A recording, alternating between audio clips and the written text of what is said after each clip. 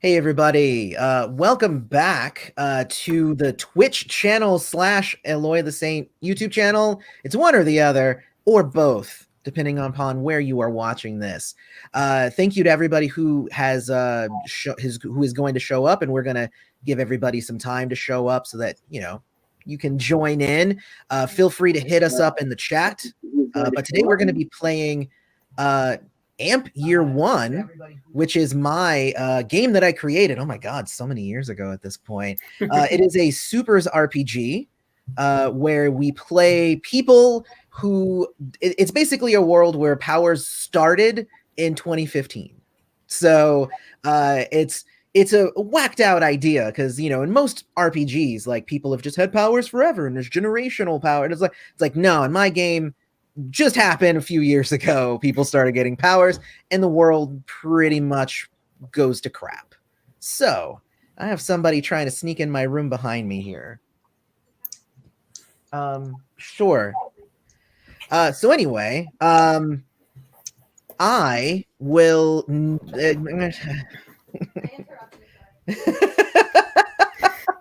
oh, live stuff. So what ended up happening with that game? No, I forgot what I was saying now. Isn't this wonderful? I love this. So I decided to make a game where you started getting powers. Right now, the world goes to crap, and it's amazing. With me today, I have 4 friends of mine, Martin, Crystal, Ray, and Carol. Can the 4 of you just give us a rundown on the characters that you made very briefly? Starting with Crystal. Okay, so my character's name is Bygone, and she is an 18-year-old.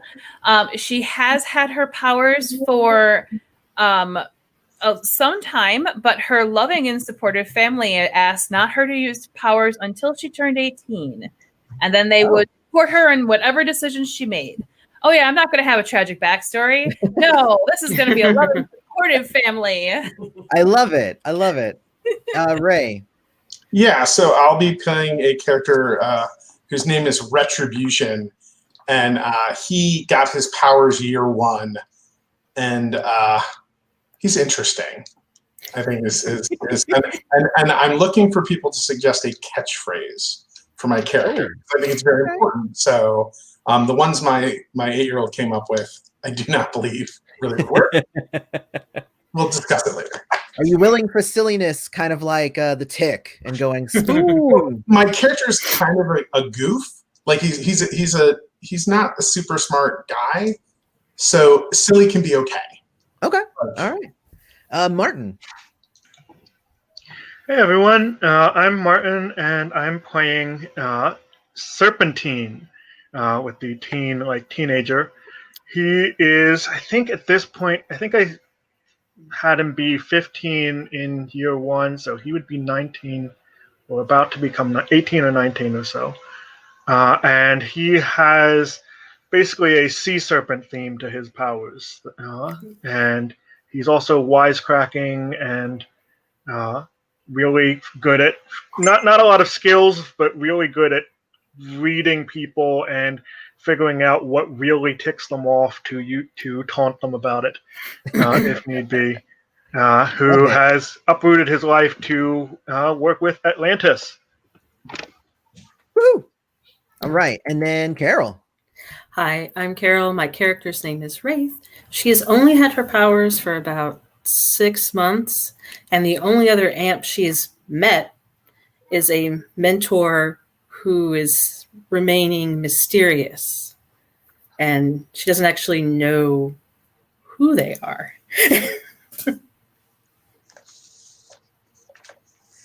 All right, so that's the general setup for these 4 characters. And what we're going to do is, because I'm going to end up setting this game, if everybody has seen the name of the title of the session, it's Amp into year 5. So what I'm going to do is kind of give a rundown of each year in the game, and each of these lovely players is going to tell me what their character was doing during that year. And that should be fun. So the first year, Amp Year 1, is the year of discovery. That's where most of the characters were starting to develop their powers. Crystal has established that her, family might have had powers before that, and that's okay. That's totally allowed because not everybody had part in the suppression, so that's a whole other thing. So what ends up happening with that is it's interesting the first year because it's the people with powers is very under the radar. It's more like, people on YouTube being like, I just filmed this person like, shooting fire from their hand. It's like, yeah, man, cool effects, bro. So, nobody's really believing that it happens.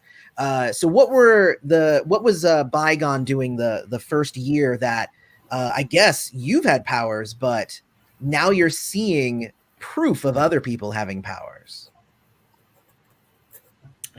So Bygone would probably have spent the time starting to question her adopted parents as to what was going on. And is she alone? Is this something that she should be aware of? Is this something that maybe she needs to be a part of? And I have it where she's turned 18 basically right when this story starts. So she's not quite 18 just yet. Oh, true. Then she would be like 14 right now. Then yeah, she'd be like 13, 14. So she would definitely be still at home, but kind of trying to figure out her place in the world at this point. Now that stuff is starting to happen. Okay, very cool.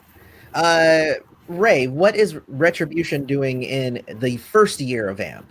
Yeah, so Retribution would have signed up with the United Human Front, which is an anti-AMP organization.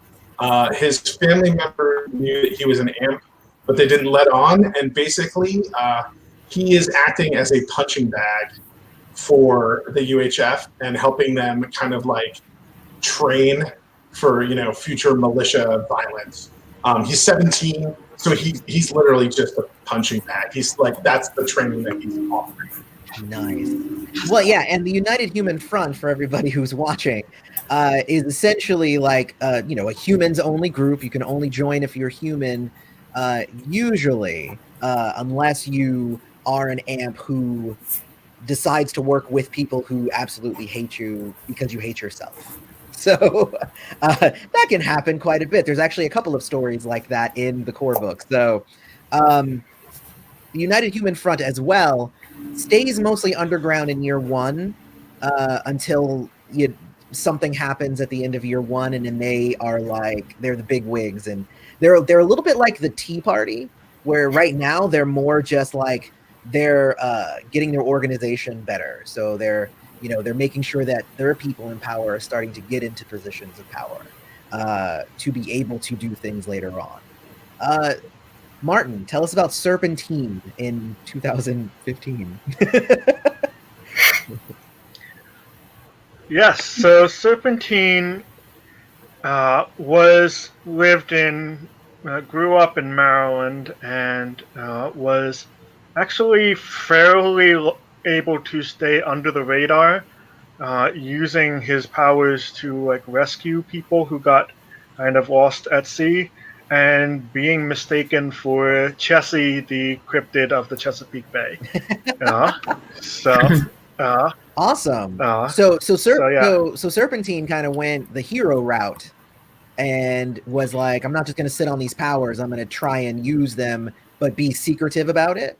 Yeah, Serpentine had lifeguard training before his powers manifested, and so he figured he'd try to help out when he could in an environment that not a lot of people or AMPs can get into. That is true. Not everybody can command the sea. Carol, what is Wraith doing in 2015, since you actually kind of already said that she hasn't had her powers for very long? So she would be a sap at this point. Yes. And I don't think in year one, since it's all just YouTube and murmurings and stuff like that, that she would be very aware of them.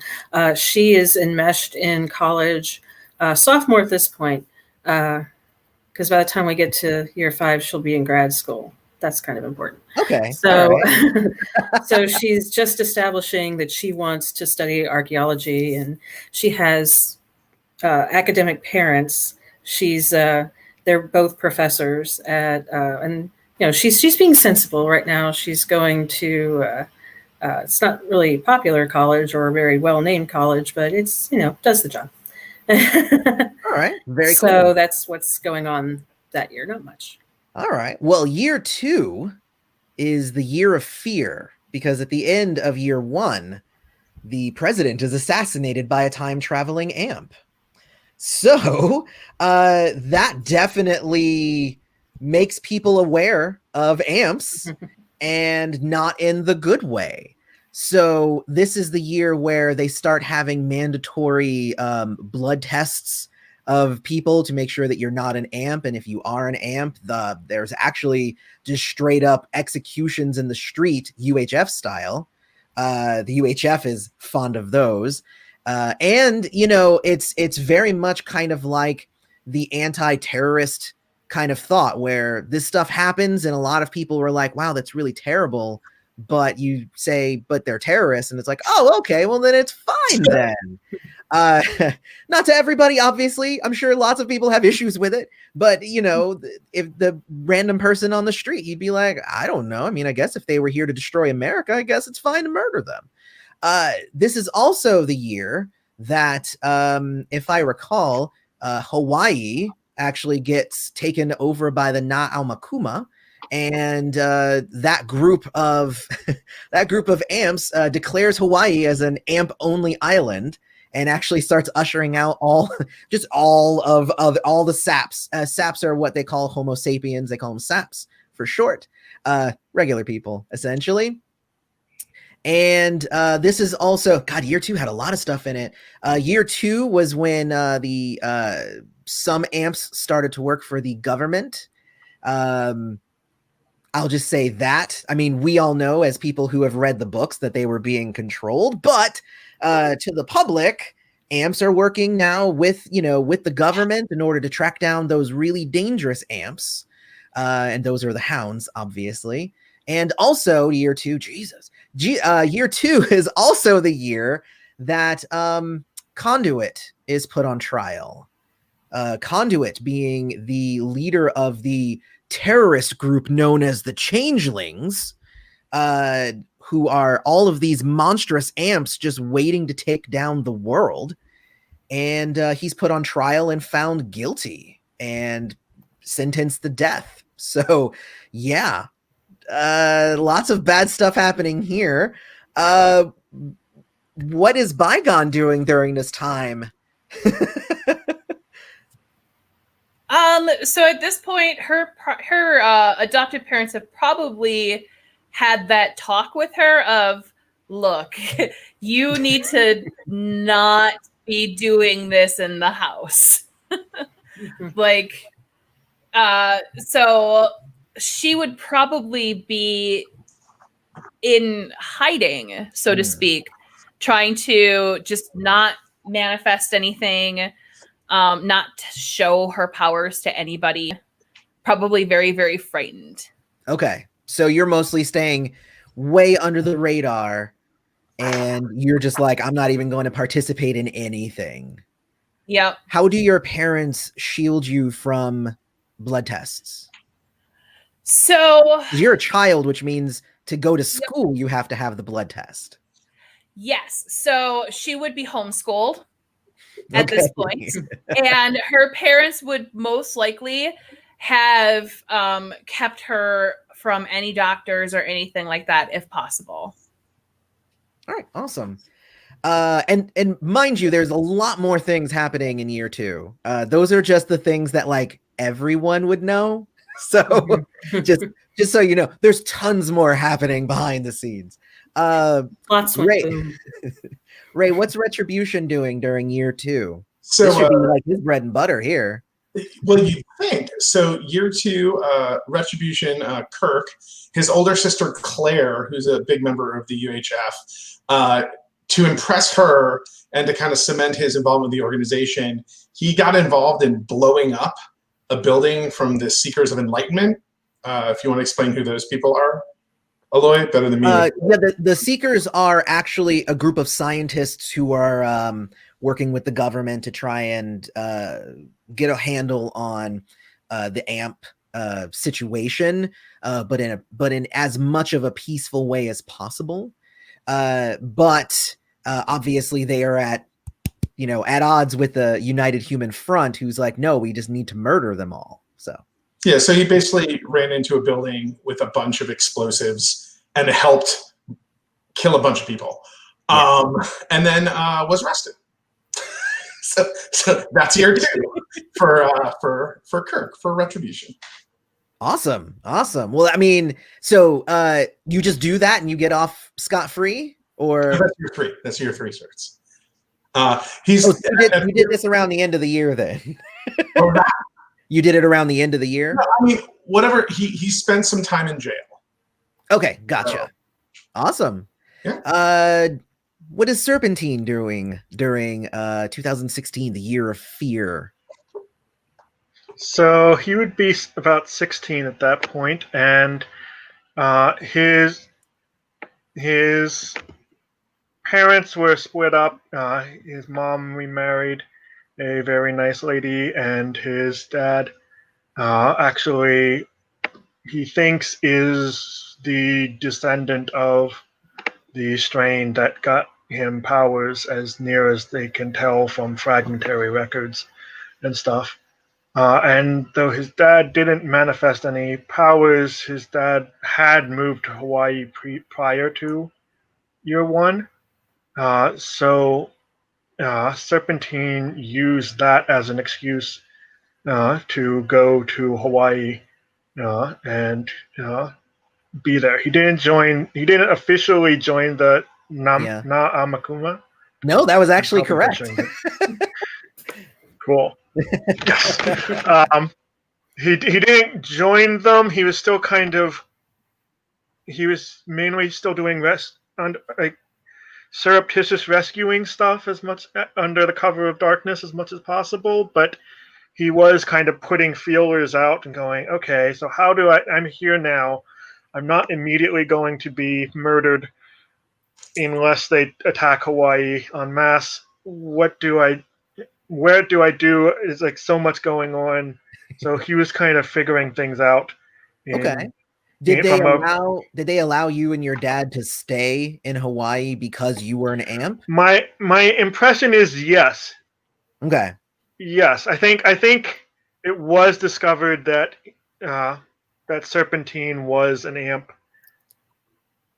as part of that, but he was still kind of.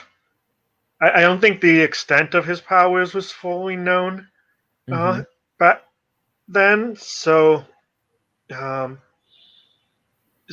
and his dad were allowed to stay by virtue of him at least being an AMP, and possibly his dad having the strain. I think the dad got suppressed at some point in the history, right. Got the chemical treatment or whatever. Yeah. That makes sense. And is Serpentine in favor of a split and making Hawaii its own sovereign nation? Is he in favor of that?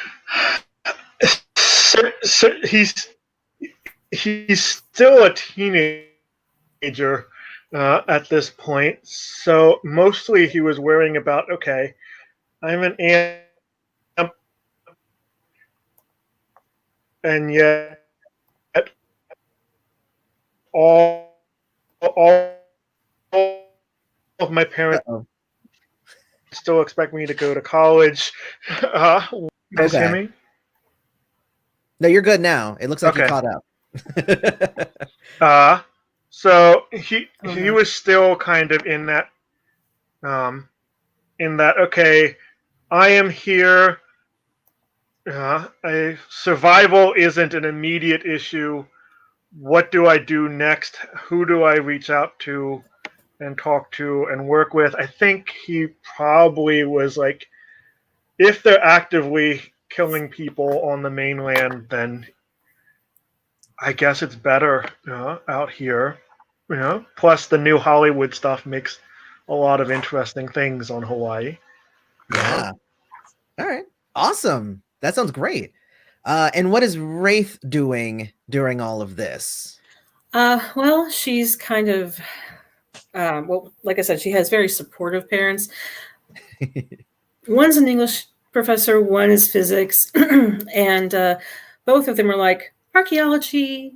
And her dad tells her it's not adventure like Indiana Jones, and she's like, I know this, and she does know that, but she's thinking maybe a little adventure. So she's like 22 at this point. Okay. So she obviously keeps up with what's going on, and she starts to wonder. Every people has, they have an origin. What brought this around? There had to be something. So that's kind of, whirring around in her head, and she's looking at it from that stance. She's reasonably. But while you're at because you're still in college and stuff, right? I mean, yeah, that's kind of the thing is, so if you're in college, that means that you are being surrounded by people, and college campuses are notorious for this sort of thing. So there's going to be rallies, there's going to be UHF rallies, there's going to be pro amp rallies.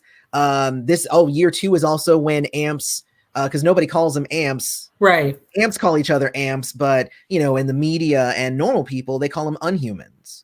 Yeah. So, so what are you doing in terms of rallies, causes, anything like that? Or are you really just she's more scared? Grindstone? She's more scared of the UHF than she is of any amp. Because that's just no. So she would be, pro amp rallies and, trying to reason with people who are like, trying to explain they're individual people. They're good or bad based on their, So yeah, she probably gets into fights, not physical fights, but those screaming matches that happen in the quad. All right. Awesome.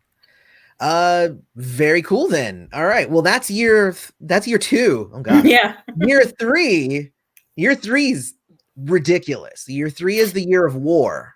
And that is where things kind of, they crank up to another dial. For amps, some of the amps start to develop mutations. Those who develop large mutations actually and like go off the deep end in mutations can become a thing called a rampager, which is they become a giant monstrous thing that just like the Hulk essentially. But anybody can become the Hulk, and you might have dozens of Hulks everywhere, and this is bad. So that's a thing, and that's definitely a thing on the news because everybody's scared of those. But of course, UHF and the new track unit, the tactical, I forgot what it stands for now, the tactical response something and containment.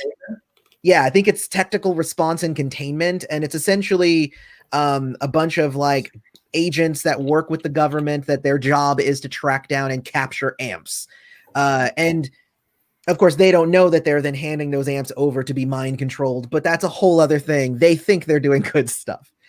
So track is good though. I track, they're the good guys, honestly, in my opinion. So that happens. They do open a place called the Chamber, which is now a new prison that cancels powers. So it's actually a place where non-powered people, where powered people can be kept and they can't just escape. So that's scary. God, what else happened in year 3? Year 3 is when, this is definitely would have been all over the news. The Lion of Africa would have been reaching out to Canada to supply, to make Canada a safe place for people in the US to escape to, for amps to escape to, because the US, it's not a good place to live if you're an amp. So there are the crossovers, and their whole thing was to help people get down into Mexico. They are less successful because they don't have somebody huge like the Lion of Africa behind them. I actually didn't mention the Lion of Africa in year 2 because that's actually where he popped up, and I probably should have. But the Lion of Africa was an amp who is essentially Superman, and he lived in the Sudan. And he was around war and around, child armies and desperation and all of this bad stuff. And he just said, well, I have powers. I'm just going to solve it all. And he did. And then they elected him to be their prime minister. And then he said, thank you. Now let's make this nation the best nation in the world. And all the people in Sudan were like, yeah, let's do that. This is awesome. So the Lion of Africa became very much like a peacekeeping symbol to most of the world, to the UHF, and for all of the fear mongers. They're like, do you see? It just only took one of them to take down an entire nation. So yeah. So that's why obviously the Lion of Africa did not offer his hand to the US, because that was just not going to happen. At the end of the year, there was around the end of the year, let me find where that happened. I think it was, let's see. Year 3 is a whole other thing. I'll tell you guys in a second. Year 3 was also the new president. President Eleanor Klein was elected, and she was elected to on a kind of like, we need to get everything back peaceful. We need to just live together with the amps, and she was elected by a slim margin. It almost didn't happen, but there was a place called the Gates of Heaven. This actually happens in September. Where there's a huge like press conference where there's a bunch of amps who say, you know what? No, we're done with Earth. And they just open up a portal and walk into it, and they are never seen again. So that again, I'm telling you all of the stuff that like everyone knows because it's like televised nationally. So that happens. Let's see what else happens.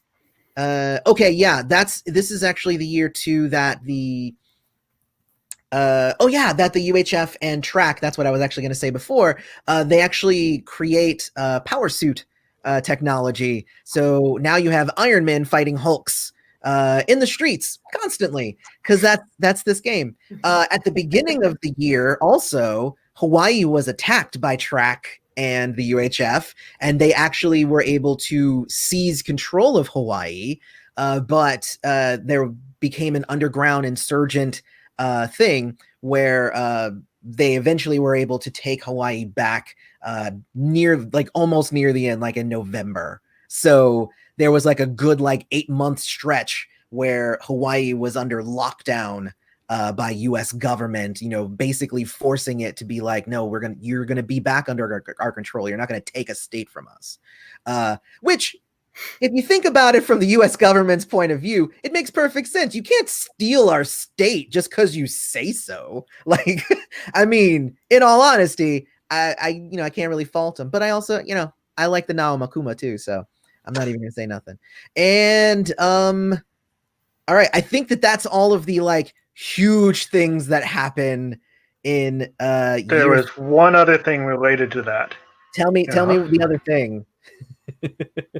In the process of getting it back, I thought the Na'amakuma called on the volcano, and that triggered a number of refugees to try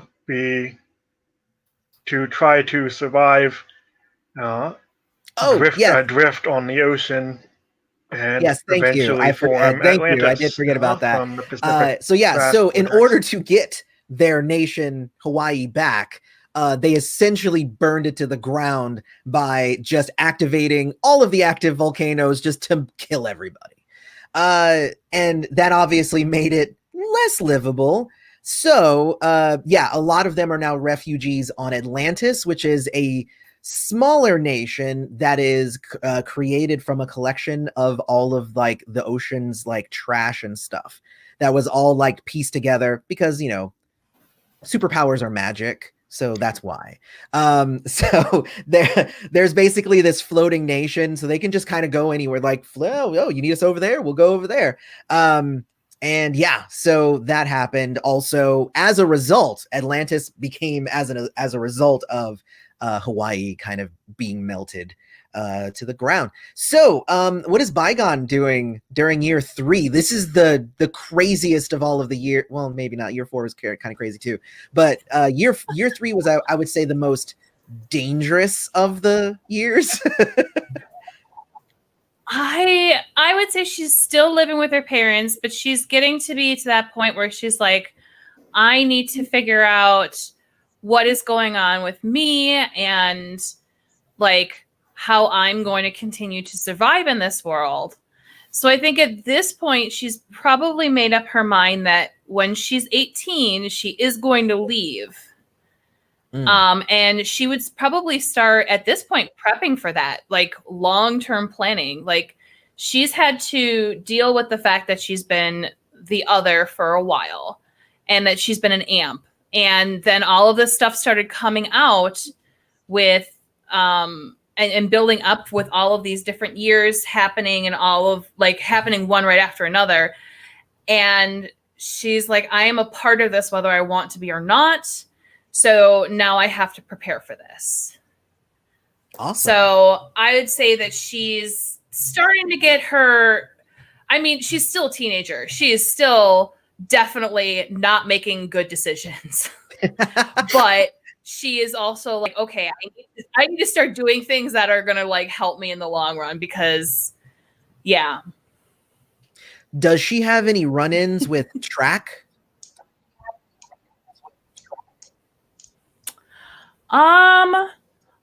I would say at this point, no. Okay. I would say she might like later, but at the year 3, no, probably not. I mean, literally, if you are at least not that she might recognize. Yeah, I'm saying like, but if you're like homeschooled and you're just staying in like, it's almost like quarantine now. It's just like, I don't go nowhere. I don't talk to nobody. If I walk outside, I might die. Yep. So I don't go outside. So is that kind of how she's living? Yeah. She's like, I'm not going to go outside, but when I can, I'm going to be ready for it. So. Gotcha. Ray, what is Retribution doing? She's going to be so naive. Yeah, probably. What is Retribution doing during year 3? Well, let me ask you this and that'll help. Is year 3 or year 4 the better year for the American government to give him a pardon or like for turning state's evidence against the UHF? He'll be in jail? Probably year 4. So he's in jail. Okay. He's waiting until he can do that. That's when he gets out of jail, as he makes a deal with the government. That's gone. Okay. Oh, okay. Gotcha. Okay. So you're just basically, you're going to spend about 2 years in jail then. Yeah, year and a half. Yeah, 2 years. Okay. Does anything active or like, does anything like happen in jail? So, my question would be for you, because I'm not sure about it. Is everyone who's put in jail tested to see if they're an amp? I would say, that's a good question. My guess would be no. His powers are not very obvious. Right. Yeah. My guess would be like, if you were put in jail before the tests were developed, then they probably, and you're not outwardly showing of powers, they probably would end up just assuming that you were a regular person.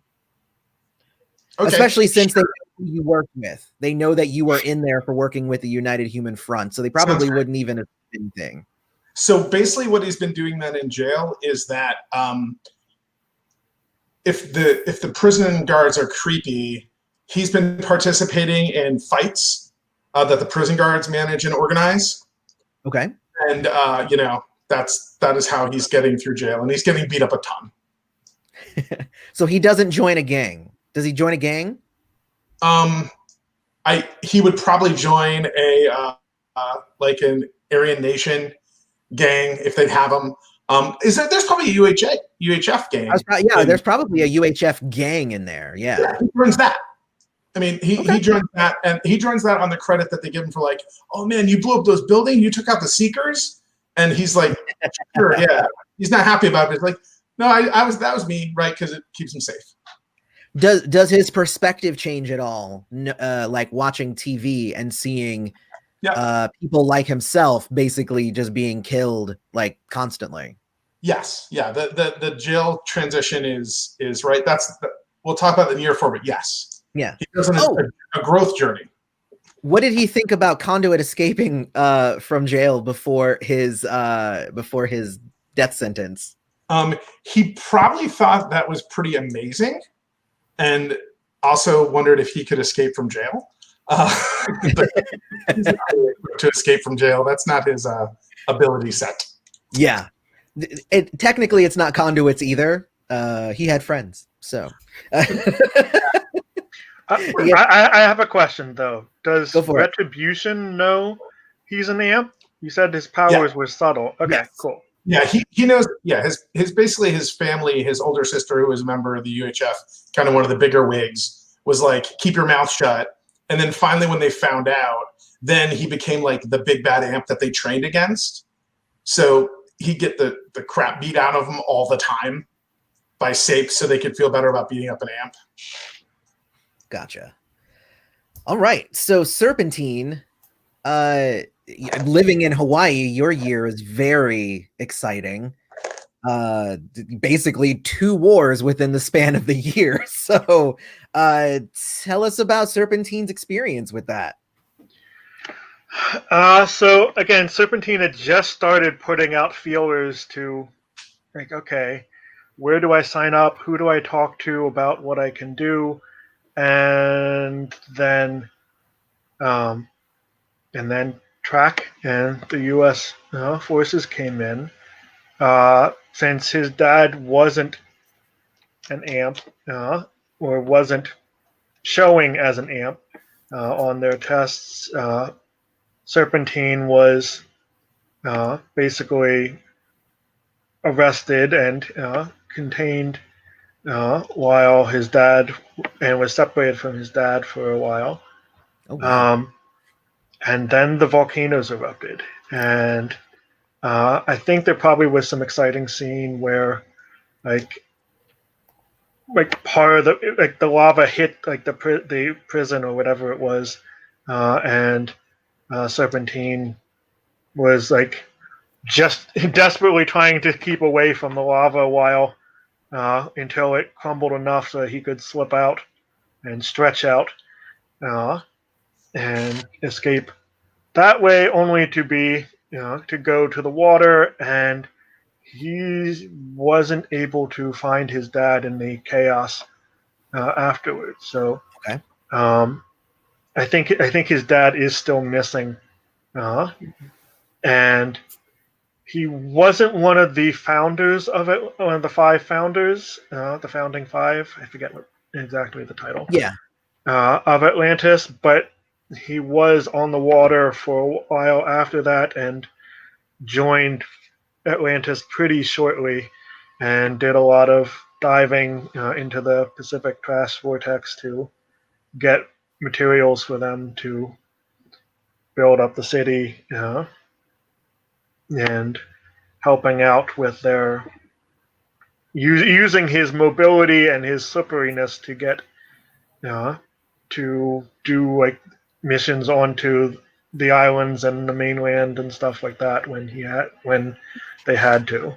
And he really liked coming from a mainly Sap family back in Maryland.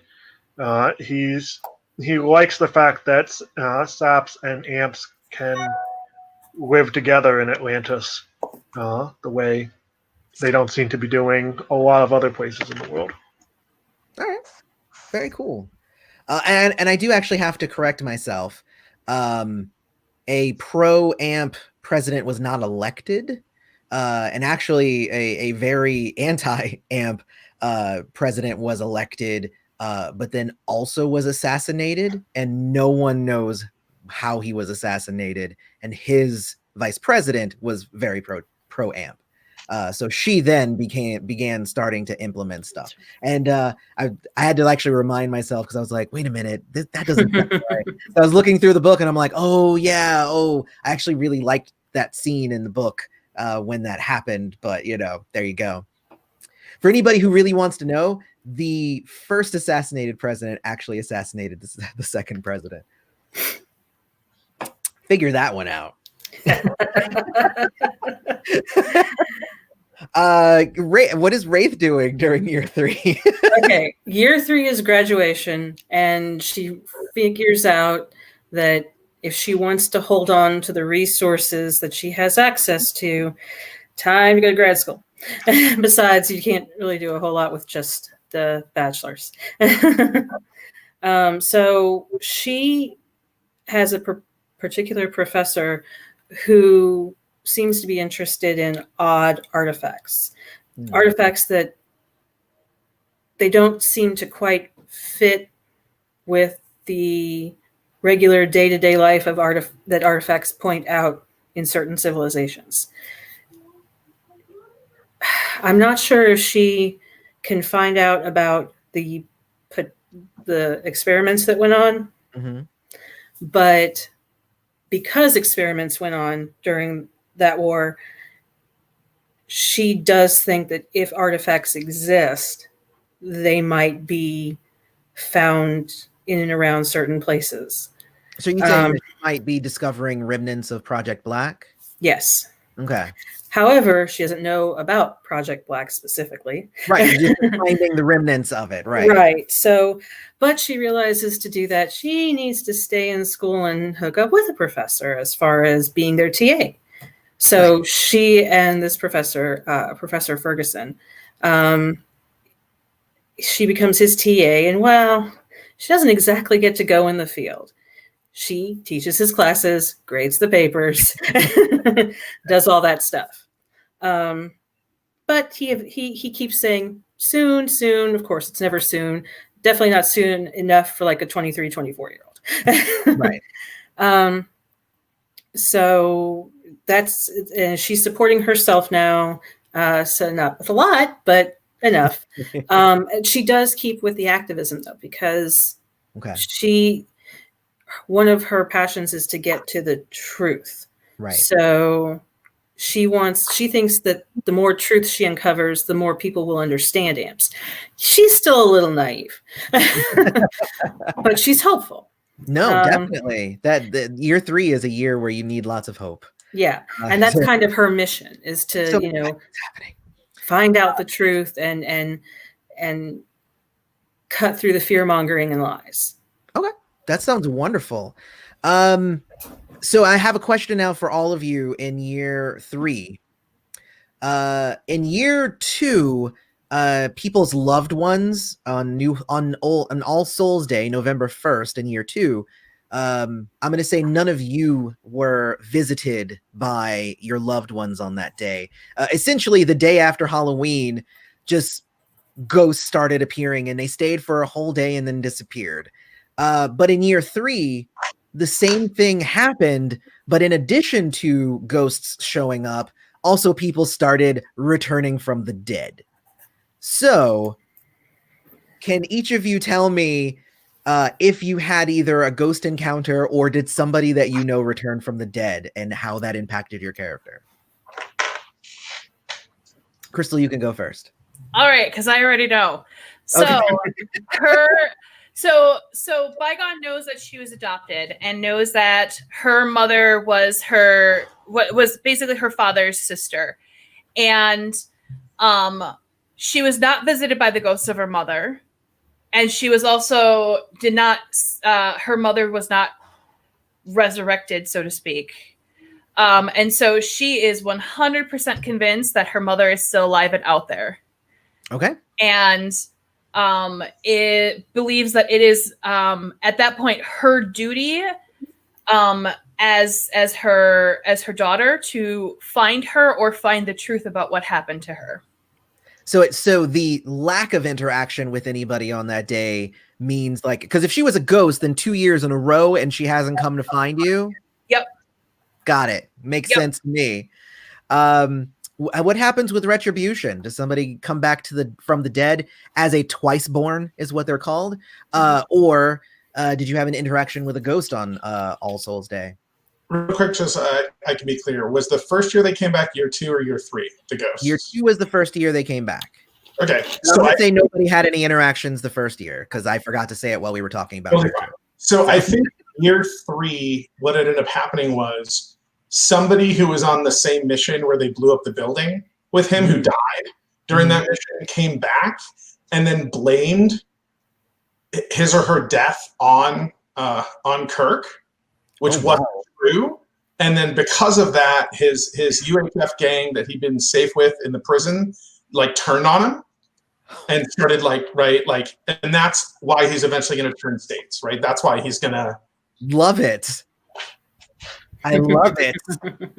What about Serpentine? Okay, this is a tricky one. Most of his immediate family is still alive. I'm going to say his dad did not show up as a dead, a ghost or a twice born. So he also thinks his dad is either still alive or just didn't come back. But I think probably he was put in a cell with another friend who he didn't realize was also at the when he was captured by Track. He was there was another friend of his that he'd made while he was in Hawaii, who he didn't realize was an amp, and they finally started talking and opening up a bit, but the friend wasn't able to.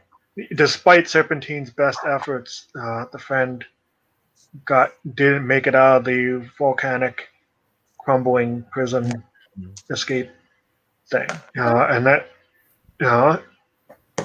But they did. I think they did come back. Let's say the twice born. They haven't come up. Yeah, might as well. And did join Serpentine on Atlantis. So Cool. now What's they're. the friend's name? Let's say. I'm trying to think of like a Hawaiian name that would be, Well, I mean, but I know a lot of people with complicated names, and they usually have a nickname. Okay.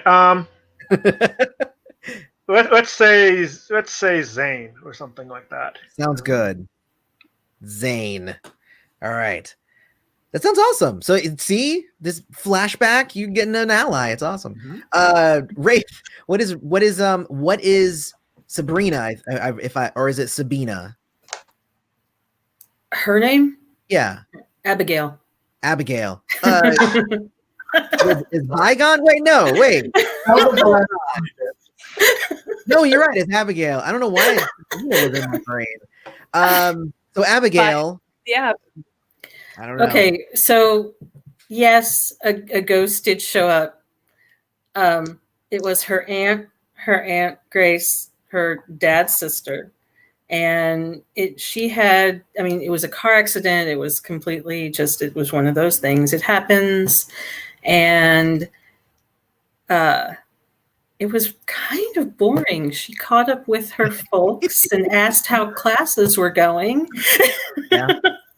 And after everything that they'd seen in the last couple of years, her parents were very kind of just logical. And, this was something that was happening right in front of them. So, yeah. Wow. Okay. I think there had to be at least one interaction where they just kind of caught up. Yeah. Like it wasn't some kind of big revealing or, not life-changing. Hey. It was just, hey. Yeah. Your Aunt Grace actually visited your uncle last year. So she was like, oh, this year I'm going to come and see you. Yeah. Just making the rounds. Just making the round. I mean, next year I'll go see my cousin, so it's great. All right, so that's year 3. So year 4 now, and then we'll actually be ready to start. This is fun though. I'm enjoying this a lot. So year 4, the Rampagers are still a very huge threat. There's not that many of them, but they do seem to congregate in large cities, and then they're activated, and then they just start destroying stuff. So Rampagers are still a very big deal. Then some of you, like Wraith or something, probably start noticing that like things that are not, superpowers start popping up here and there, because in year 4 the line or the divider between our world and the world of magic starts to break down, and people actually start becoming wizards and stuff like that. So that's fun. Lots of magic and stuff in the world. Let's see. Oh, yes. So then what ends up happening is, let me see. I'm just trying to find the year that it happens. So it becomes pretty well known early in the year that like Marchish. Oh no, we lost somebody. Oh, we lost that's gonna mess up everything. That's gonna mess up all the organization. No. We spent 10 minutes on that. Oh, no. We'll wait for him to pop. We'll leave it like this right now, and we'll pop it back in a minute when he shows back up. So year 4, Martin's actually read it, so I'm okay saying stuff because he probably knows it. Year 4 is where the Faceless, they had a small gathering in year 3. The Faceless are essentially like an offshoot from the UHF, but they're people who they all wear the same faceless mask and the same clothes, and they can just pop up anywhere and just murder an amp and then just slip away just as quickly. They're like anti-amp ninja. And year 4 was when, like they essentially were like, so at the end of year 3 is when UHF was like starting to be like, oh, well, the president seems to be pro-amp, so maybe we need to take a lighter stance on this and all that stuff. And the Faceless were like, no, we denounce the UHF. We still demand to be able to murder any amp we encounter. And it becomes very bad. And the UHF and the Faceless kind of become separate things at that point. Then the aliens start coming back. All of those amps that disappeared at the end of year 3, at the end of year 2, if I recall, they come back, and they are morphed into these weird alien celestial beings, and they start trying to take over the earth and cleanse it, so that they can rule it, because now they are a higher being. They've been to the end of the universe and know more than we do, and they're ready to basically lead us into a new future. But of course, as being humans, we're like, no, we're not going to let you do that. As a matter of fact, on like the late night Jimmy Kimmel type show, we'll just say it was Jimmy Kimmel. He actually interviews one of these people. They're called orphans, one of the aliens. He actually interviews one of the orphans. And the orphans are like, yeah, we're here to, basically just bring it in, and I'm not going to murder you here, but, eventually probably you're going to end up dying. So fun stuff, definitely not scary to anybody. So that happens. Magic is happening. Orphans are happening. The orphans actually attempt to go to the White House and destroy like the symbol of our freedom here in America, but actually an alliance between Na'amakuma and the Aegis Squad, which is a squad of like teen superheroes put together by the Seekers of Enlightenment, fight together to defend the White House, and they actually are able to fight back an orphan. Now I say an orphan. It took the combined might of 2 affiliations, dozens of amp to fight back 1 orphan, because that's how powerful they've become at this point. Then let me see. Oh my gosh, so much happened. Actually, not that much happened in year 4. It was mostly alien invasion. Just so you know, like in the other years, like there's tons of stuff happening. It's mostly aliens. It's mostly aliens in this one. But basically, it goes to the end, and I believe it was in October. Let me make sure. I believe it was in October. Oh, Atlantis takes down an orphan with their Kraken. That was fun in year 4. Because that was the year you found out Atlantis had a Kraken. But no, so what ends up happening is at the tail end of year 4, all of the alliance, all of the different affiliations all combine forces in order to fight against the orphans, and they are eventually able to stop the orphan threat, taking down their leader, essentially. And by taking down their leader, they actually cut a lot of the rest of them off from their power source. And in doing so, this is all secondhand information. None of you were there. It's like, but people know that this happened. But in the lead up to that, basically a whole lot of different people were. Okay, here we go. Hold on. Yay! Hey. Yeah, sorry guys. Suddenly, just connection to the internet just died for no apparent reason. Technology sucks. It was aliens. This is also the year that the no ghost came this year on All Souls Eve, but all of those Twiceborn blinked out of existence for about a minute and then came back into existence. And that's actually what ended up turning the tide of the battle. All of the amps were fighting the orphans, and it actually was the power of the Twiceborn that came in, and they were able to come in and eventually fight and take down the orphans. A lot of people died, but there's also, this is another thing that everybody would be knowing, because I'll tell you why in a minute here for year 5. But there was an amp made of blue fire. Her name was Blue Wing, but most people just call her the amp of blue fire. And she, after the battle, and all the orphans were dead, and a lot of amps and people and everything, because again, everybody combined to fight the orphans. She sacrificed herself, and she made it rain blue rain, like glowing blue rain, and everybody that the rain hit was magically back to life.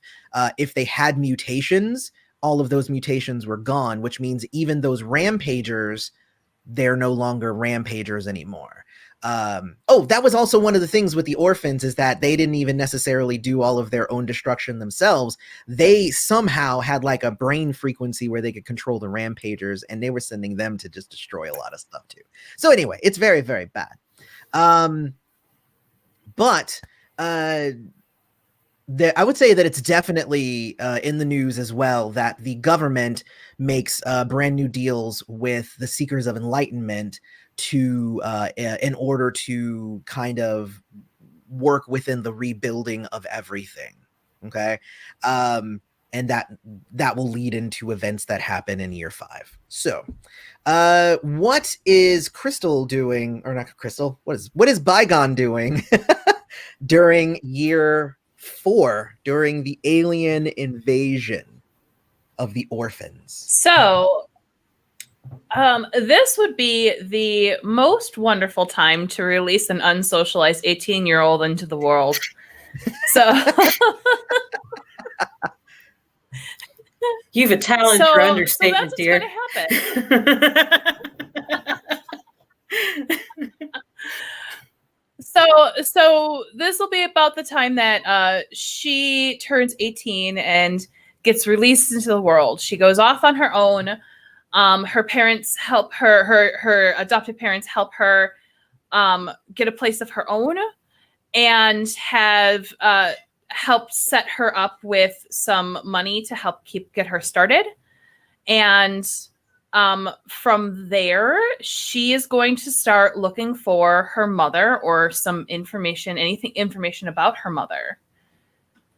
So what did Bygone do when what city is Bygone in? I did not put a city. Pick a city. Sure, we'll go with Chicago. Okay. What's another major city in Chicago? I mean, in Illinois. Springfield. Springfield. Or Aurora. Yeah. What did Bygone do when Aurora was destroyed by an orphan, like the entire city just decimated and wiped from the earth? Well, chances are she probably would have heard about it after. Yeah, that's what I'm saying. So, yeah. I mean, yeah, like you live in Chicago, you're like, I'm going to try and get, oh, wait, what? The city not that far from here is gone? Yeah, she's going to probably be really freaked out and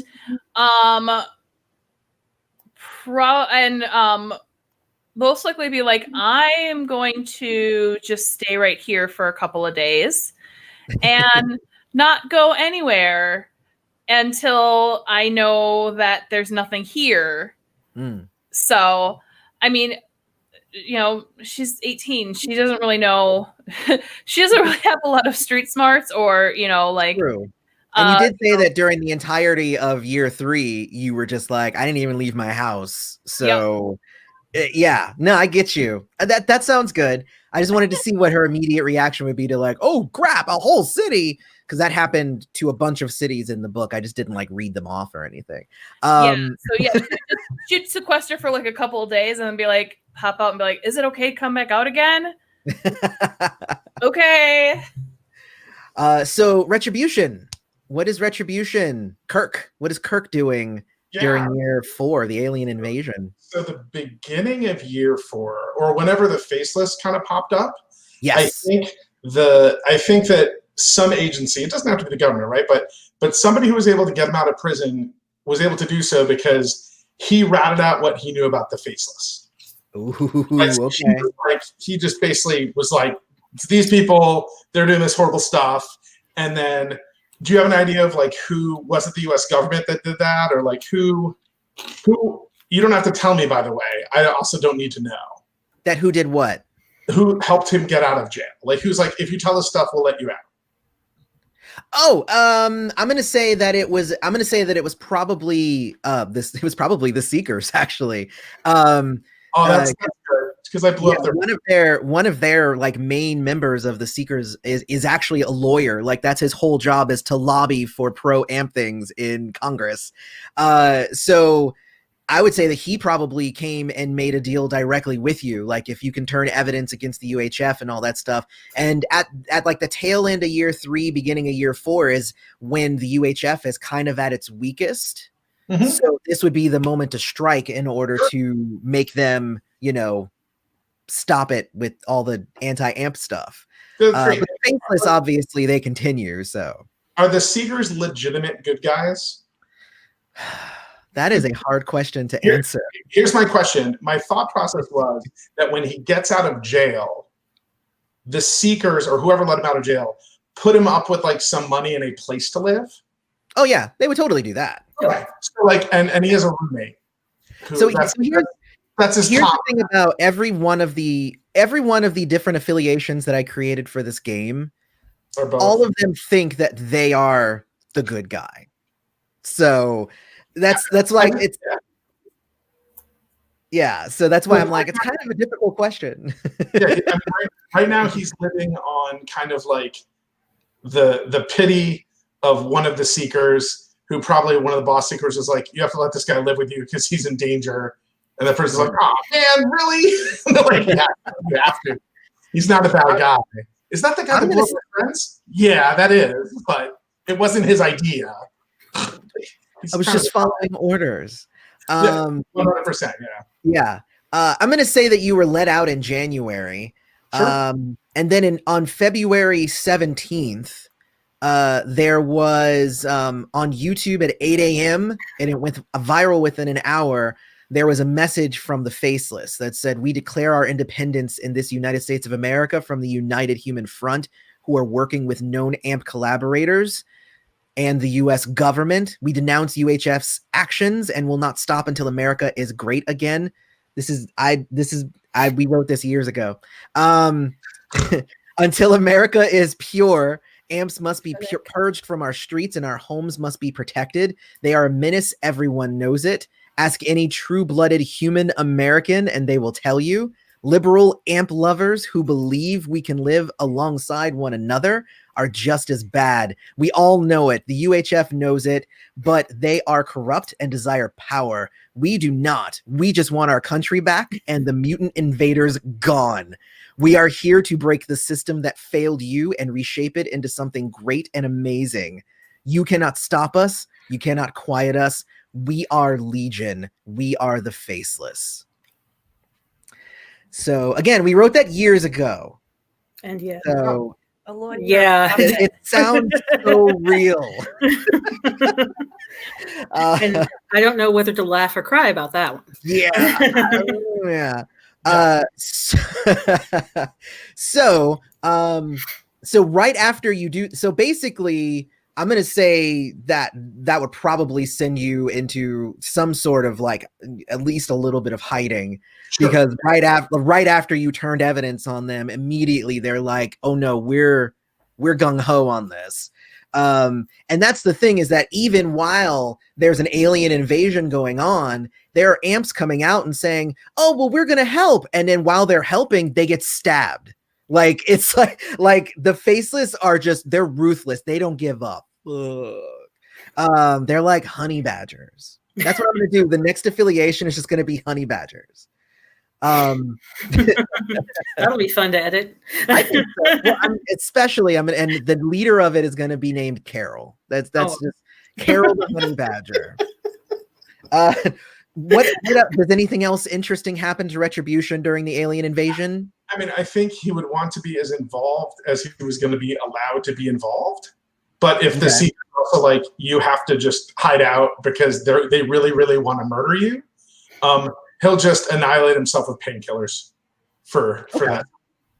Okay. You know what? I'm completely fine with you just saying that, like, you were basically doped up the whole year. Like, you know, and you're just trying to like numb the pain, and like, you know that you could die at any moment, so you might as well feel good today. Yeah, I'm fine with that completely. How is Serpentine in year 4 during the alien invasion? Okay, I admit I only skimmed some of the parts of year 4, but my idea was, did you cover the whole Kraken thing? I mentioned the Kraken. I did mention the Kraken. Okay, cool.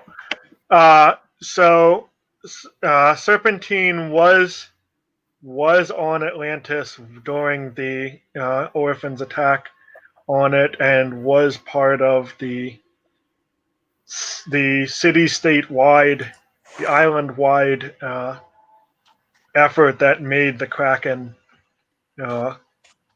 go from a small thing to this enormous beast of rage that pulls the entire island around and all this kind of stuff. That unite everyone, amps and sapes, and in the aftermath, when it was clear that that amps and saps had to work together to oppose the orphans, Serpentine was one of the agents of Atlantis who was sent to kind of offer as kind of like an ambassador to other factions, other countries and stuff like that. In this effort to kind of bring people together. I think he probably tagged along with Zane towards the big showdown, with when all the Twiceborn were on the move or something. But but I'm not sure how effective he was in the battle. I don't think he got in the blue rain. I think he felt suspicious of it. Okay. Maybe. That's fair. That's fair. A lot. Some of them didn't. There's one particular amp that like 100% did not get rained on. So that's actually interesting because Martin brought up the Exodus sort of thing, because that's what ended up happening was after the Twiceborn, they felt like there was like they kept like, and it was like like an Exodus. Like all of them were like urged to just walk in that direction towards. They don't even know why they're going there. And then when they got there, that was the final location of the final fight with the orphans. It was like that was why they were created, for instance. Nobody knows why, really, but that's to them. They're like, this was our destiny. All right, cool. So, and for the rest of the year, that's exactly what Atlantis was. They were more like a peacekeeping kind of group.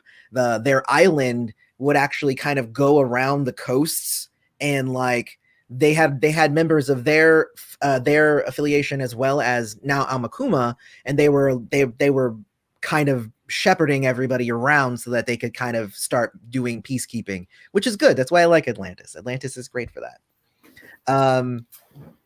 All right, so Wraith, year 4 is actually when you got your powers and stuff. So how does this? That would be end of year 4, I believe. That's going to be around the end. Well, okay. So do we start right in January for year 5? Yeah, we're going to end up starting like right in January. Okay, so then halfway through year 4. However, before that, in January or whenever the magic starts, she is kind of legit sad she's not a wizard.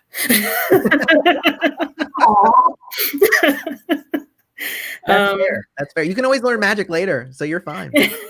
And in a related event, the campus pretty much banned the hashtag "You're a Wizard, Harry" because everyone was tired of it. She does help organize kind of a buddy system thing after the faceless make themselves known. Just really kind of for everybody, because she they will definitely kill you if you are also friends with an amp. Oh yeah, like you're an amp lover, you're dead too. I am going to say, to maybe justify a little bit of the skill she has, she and her friends encourage everyone to take self-defense courses.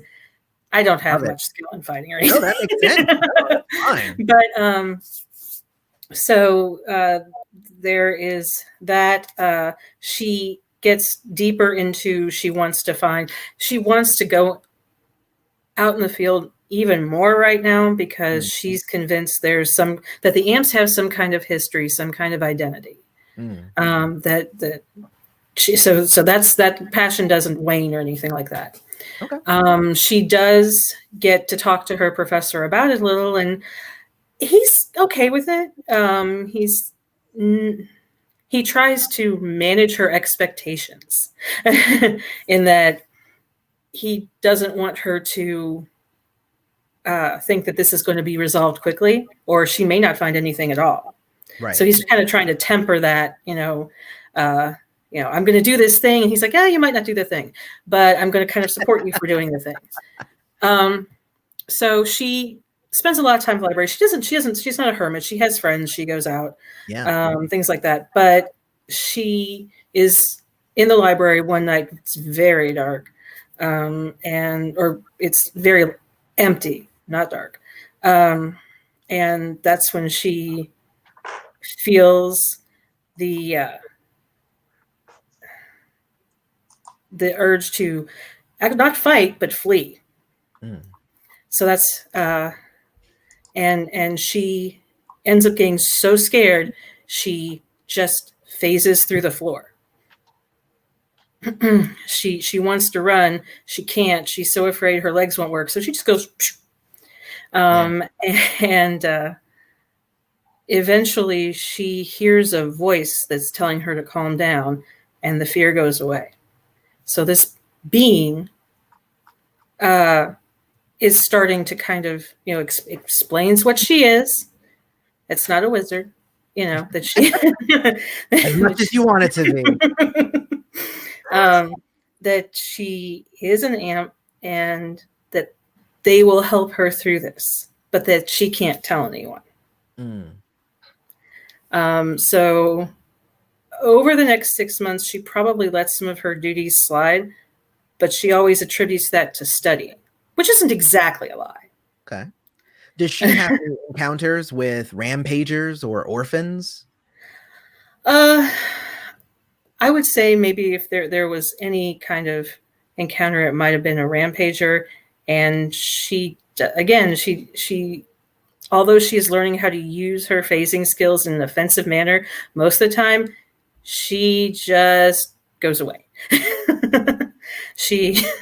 Now, when the rampager got near the campus, she just kind of led them into a wooded area and lost them. So she's not a fighter. She was really just terrified. It was the first encounter with any amp other than her mentor, who she still doesn't know who exactly they are, what they look like, or anything like that. Okay. So, all right, yay. very cool. All right. I guess then we will jump into year 5. Does anybody have any questions or anything? Mm-hmm. No, Martin. Is Wraith a wizard or not a wizard? No, she's not a wizard. That's what She is sad. You can totally learn magic later. Is Martin frozen? Oh, that's why I was waiting for him to shake his head or something. I think he's frozen. Yeah. His internet is terrible, apparently. I mean, I think I'm a little laggy, but I don't know. Yeah. Okay. Well, see, I knew it was coming. Okay, so what we'll do then is we'll give him a few minutes to come back before we jump into the next section. Does anybody have any questions about any of the years or any follow-up questions for anything that I mentioned in the game or anything like that? Not really question. Oh, go ahead. Not it. Well, and again, I didn't. Like, notice that I'm like, okay, you're UHF and he's Atlantis, so I'm like paying attention to like say lots of stuff that happens with those groups, but I'm not really telling you guys anything that's happening within the Seekers or the Changelings or Retribution or any of those other groups because you're not a member of those groups. So like that's kind of the fun part, is that, you know, the play experience can be quite different depending upon what group you're affiliated with. Like if you're a Seeker, like, you know, tons about, like, pretty much that's kind of the fun thing, is like every character who's not a Seeker is like, I want to learn the truth. And it's like, it's so funny. If you're just a Seeker, you'd know the truth because that's like part of their training. Like that's what they teach their people. Hey, welcome back. I have no idea what's going on. But it happened again where you just lost it entirely. This time it only. I have no idea. It just went off, but my phone was showing I had connection. And all right. Well, if it happens again, just scream, and I'm sure we'll hear you through the ether. We'll hear you. Yes, you will. All right. So, fast forward. We're gonna say this is January 10th. 2019, I believe, is the year. Yes, 2019. So you wake up for the well, I'm going to start with Bygone. Bygone, you wake up for the 5th day that you've been in a holding facility for amps. You tell me how you were captured. All right, so what happened was, since she's in Chicago, a rampager had started coming where she was, and she was trying to figure out a way to kind of get it away from people. And one of her powers is portals, except she's not good at it. And she frequently goes off path of where she wants to go. She'll be like, I'm going to go that way. And then she goes that way. Yeah. And so she starts helping to get this rampager away from people, and goes off course and goes directly into one of the groups that are hunting amps. Oh gosh. Well, and this actually would have been some hounds probably then that picked you back up. She would have basically like portaled herself right in front of like a group of hounds. Okay. Yeah, because around the tail end of year 4, they started reinstituting the Houndmaster program in order to start curbing the Rampagers and trying to capture the Rampagers specifically. Again, nobody knows really the nefariousness of the Houndmaster program unless you're in it. So really you're just thinking, oh, cool. So like a bunch of amps are helping. That's great. So there you go. Okay. So then you basically, you were trying to help, but you ended up, did you help? Did you stop the Rampager, but just got caught in the process? I'm going to say no, she was in the process of it. And then as she was using her powers during the fight, she just went blink and they're like, oh, okay. All right. Can you describe your character, physically? Yeah. So she is a medium height teenager. She has purple hair. She is a medium build. She wears like denim jeans, t-shirt, and a hoodie or a jacket, depending on the season. She has fingerless gloves that she wears. And yeah, she just looks like a moody teenager. Yeah, from the movie Hackers. Yeah, basically. I love it. So, Retribution, Kirk wakes up. It is now his 14th day in this facility. And you wake up and you look across, and Bygone is in the cell right across from yours. And tell us how you got captured. So I think basically at a certain point, Retribution decided he couldn't stay in like protective custody anymore. Right? He kind of like he'd gotten over it. He's like, this can't be sustainable. So he went out to leave, and basically just like said stupid stuff, like not braggy stuff, just kind of like one other thing about him is like he is like neck down, including some face, like anti-amp tattoos, like regrown in his hair and stuff. But you can see like head tattoos and neck tattoos that are on her beards now.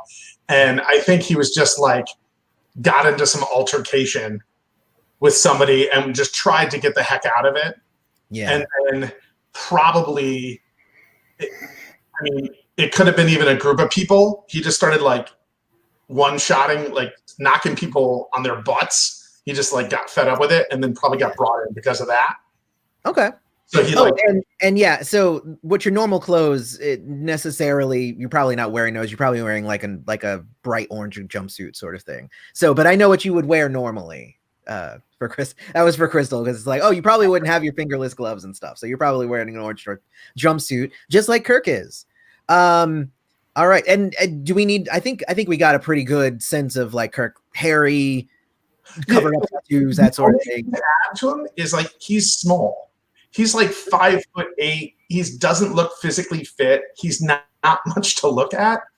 Watery eyes of Turkish Irish descent. Just like he's like looks kind of like a chump. Okay. Like, you don't look at him and you're like, it looks like a guy who has a lot of tattoos to prove he's tough, so people leave him alone. Gotcha. Right? He's been beat up a bunch, broken nose, like looks like a chump. Gotcha. Are you playing a himbo? What? I don't know what that is. Are you playing a himbo? I don't know. know what that is either. The male version. It's like the strong silent type. yeah. The Oh no, he's not the strong silent type. He's Okay. the needy type. I don't know what that is. All right, so Serpentine wakes up. It is his 8th day in this facility. Same orange jumpsuit you wake up in, and it's probably like the cell is probably like, you know, there's like a bed, like a cot and a toilet and like laser bars, you know, and none of your powers work, obviously. Like laser bars. Tell us, how did Serpentine get captured?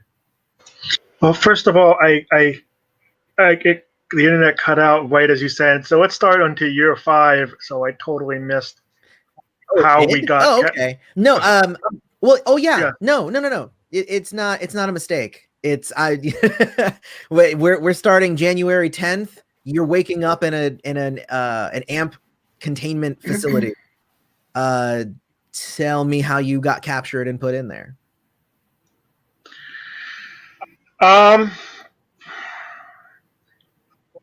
Probably Serpentine's mouth wrote checks that he couldn't, that he just couldn't cash. I did specifically note that he has the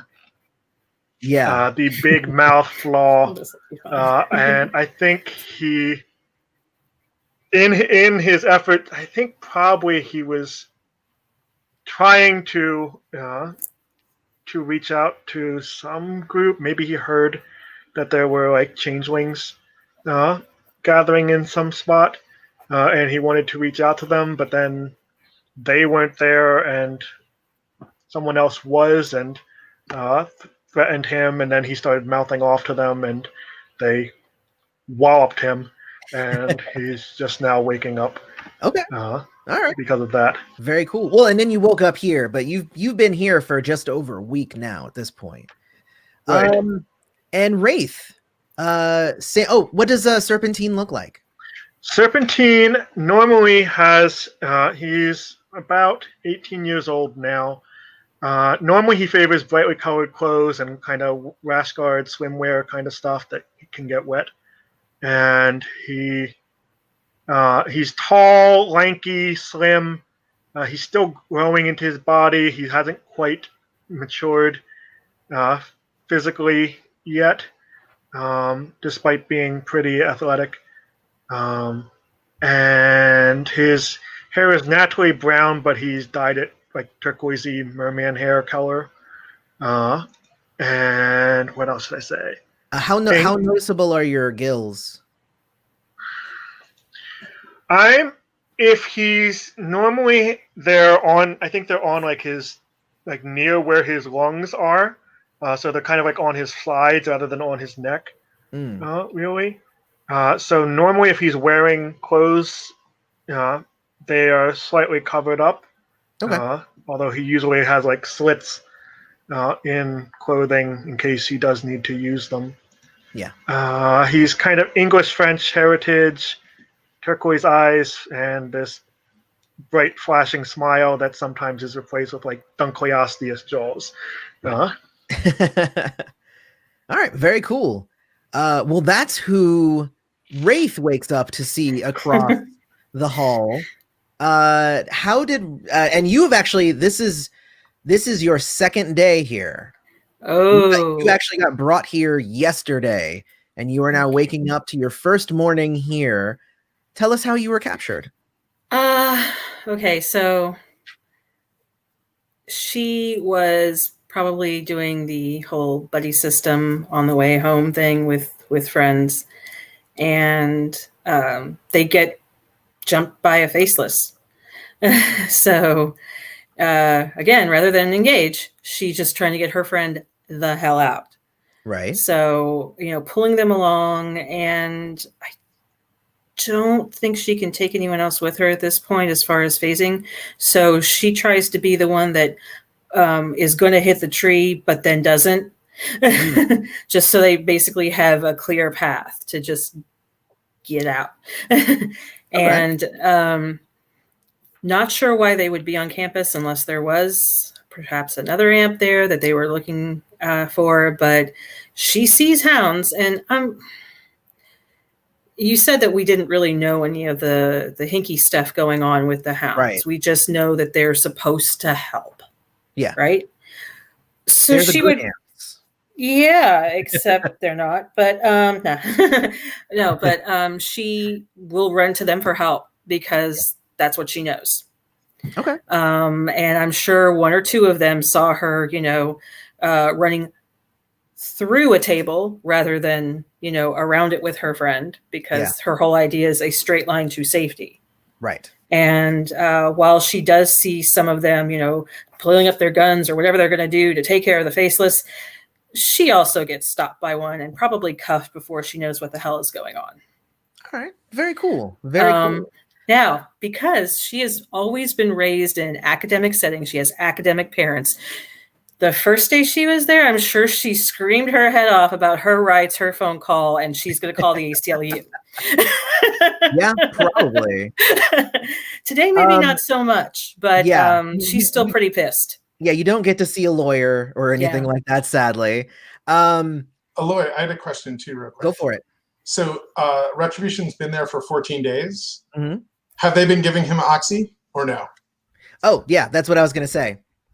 So they have not been giving you oxy. As a matter of fact, for those of you who have been there for multiple days, they are actually about every other day they're you get knocked out and you wake up and you know that you've had like IVs and stuff all in your body for that day. And you're sore and you're, and it's not good. You know that they're doing experiments, but you're not awake for them. So you know that they're doing something to you. Yeah. Then I mean, Retribution looks strung out. Yeah. Like he looks terrible. Well, I'm trying to think though, because probably some of the drugs that they give you, some of the drugs that they give you might help take the edge off. Yeah, it's like a tenth of it or something. It's something. Your body's like, oh, it's at least it's something. So I'm gonna say that there's not any side effects from that right now. That might change. So she hasn't been experimented on yet. This is her second day. Correct. Okay. It by all accounts, if you knew the schedule, it would be today. So you guys all wake up because the alarms go off, get everybody to wake up. This is easy for Retribution. You have lived in prison for years, so it's very much like prison, except that you don't have powers. And every day, you guys are your powers don't work when you're in here. So you're the alarm goes off for breakfast or whatever, and the electric bars, the energy bars, they kind of go away, and you're supposed to line up and whatever, and then all of a sudden you guys line up next to each other, Bygone in front of Serpentine, Retribution in front of Wraith, and you guys are in two separate lines in this row of cells, and then I would say I don't know how big is a prison. I'm trying to think. Say maybe 400 feet away. No, that seems like not that. Maybe 1,000 feet away, something like that. Like you're over here in the prison, and on the other end of the prison, you hear a giant explosion that shakes the entire facility, and for a moment you just kind of stand in line okay, well, I guess that's kind of interesting, but this is what we've been doing.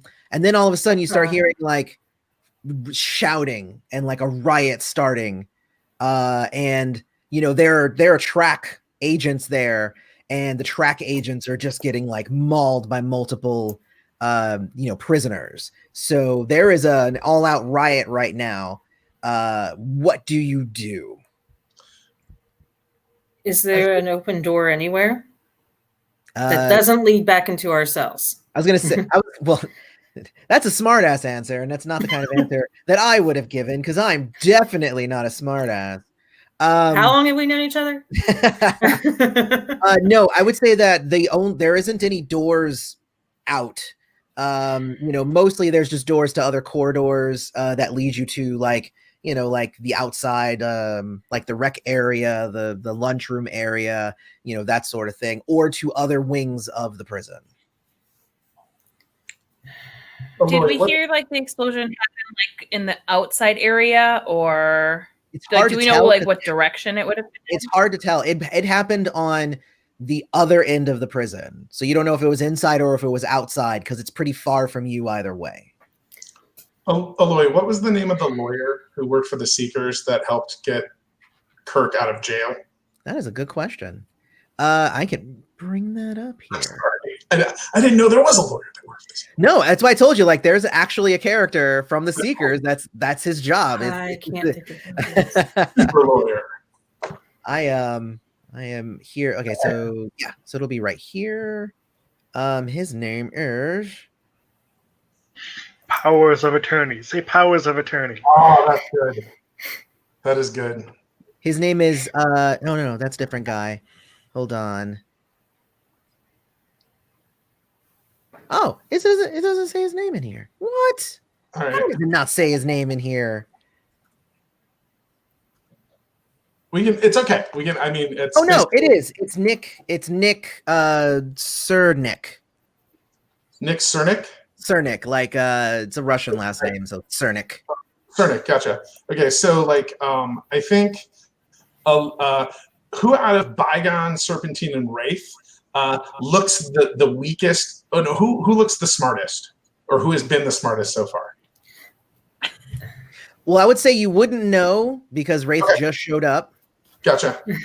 So she looks smart, but you don't know. From Bygone and Serpentine, who do you guys think appears to be the smartest? And it's like stereotypical. Like, Yeah, wait, they're both like teenagers too, so it's like colored hair, right? I'm like 25, so I I have purple hair, so like We both have colored hair. So, yeah. So Rhett is gonna turn to Wraith and be like, and he talks really close, like awkwardly close, like violation of personal space close. And he's like, I think if we can get out of here, Nick Cernik might be able to help us out. I don't think we've been kept here legally. Okay, so what I was gonna ask Eloy was, does she remember the way she was taken in?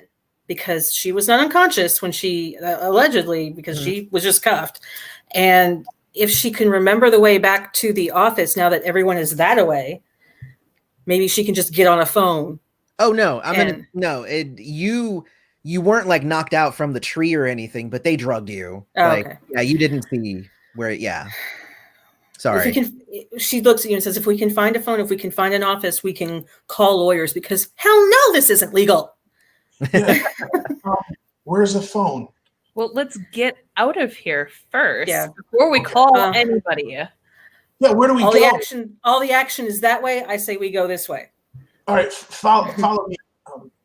I'll protect us. Right. So Rhett goes off in the direction that Wraith pointed in.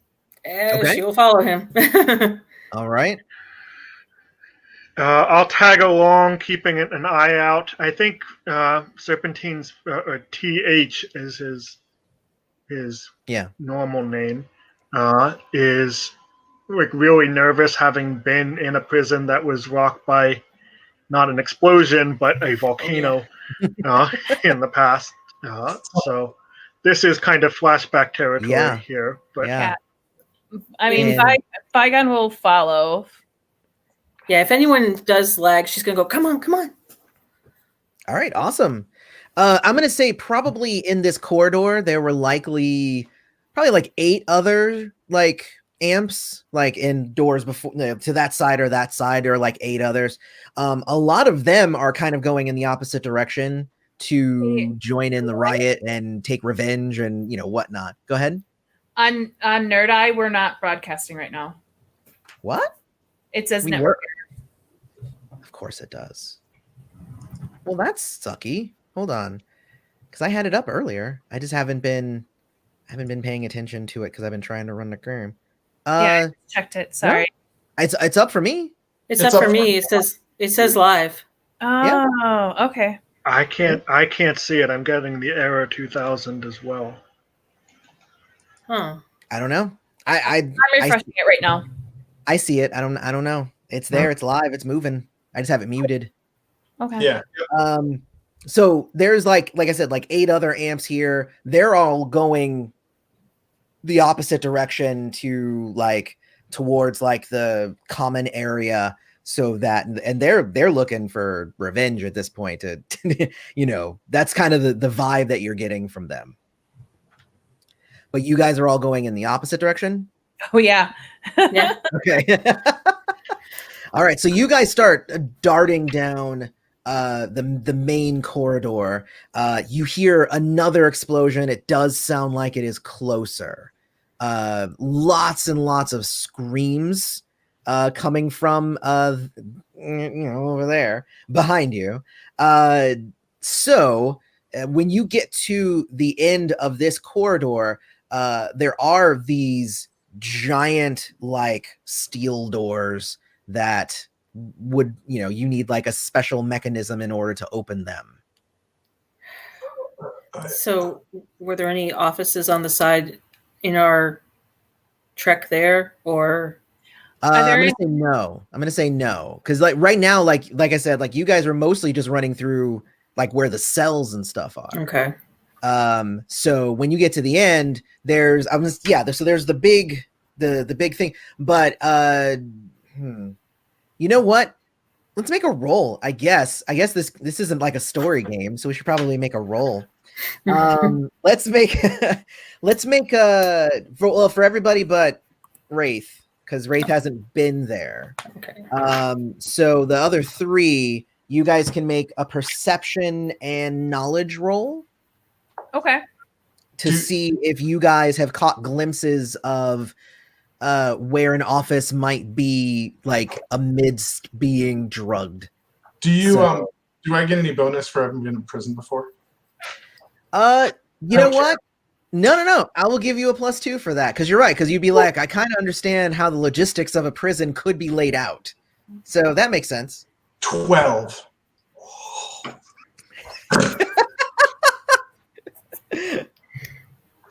Ooh, 19. Oh, Better than 12. And I think I just got a 15. okay.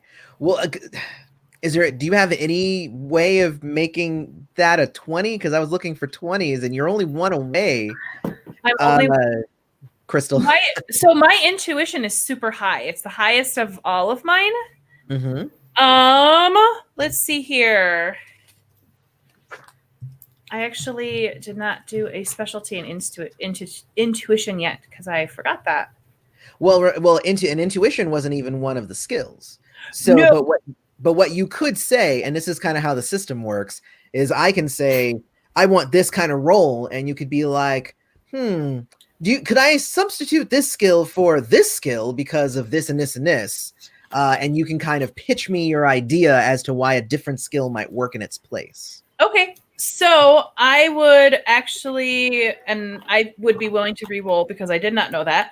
But I'd like to do intuition because it's the ability to make great guesses on the fly. Yep. I am guessing my way through this.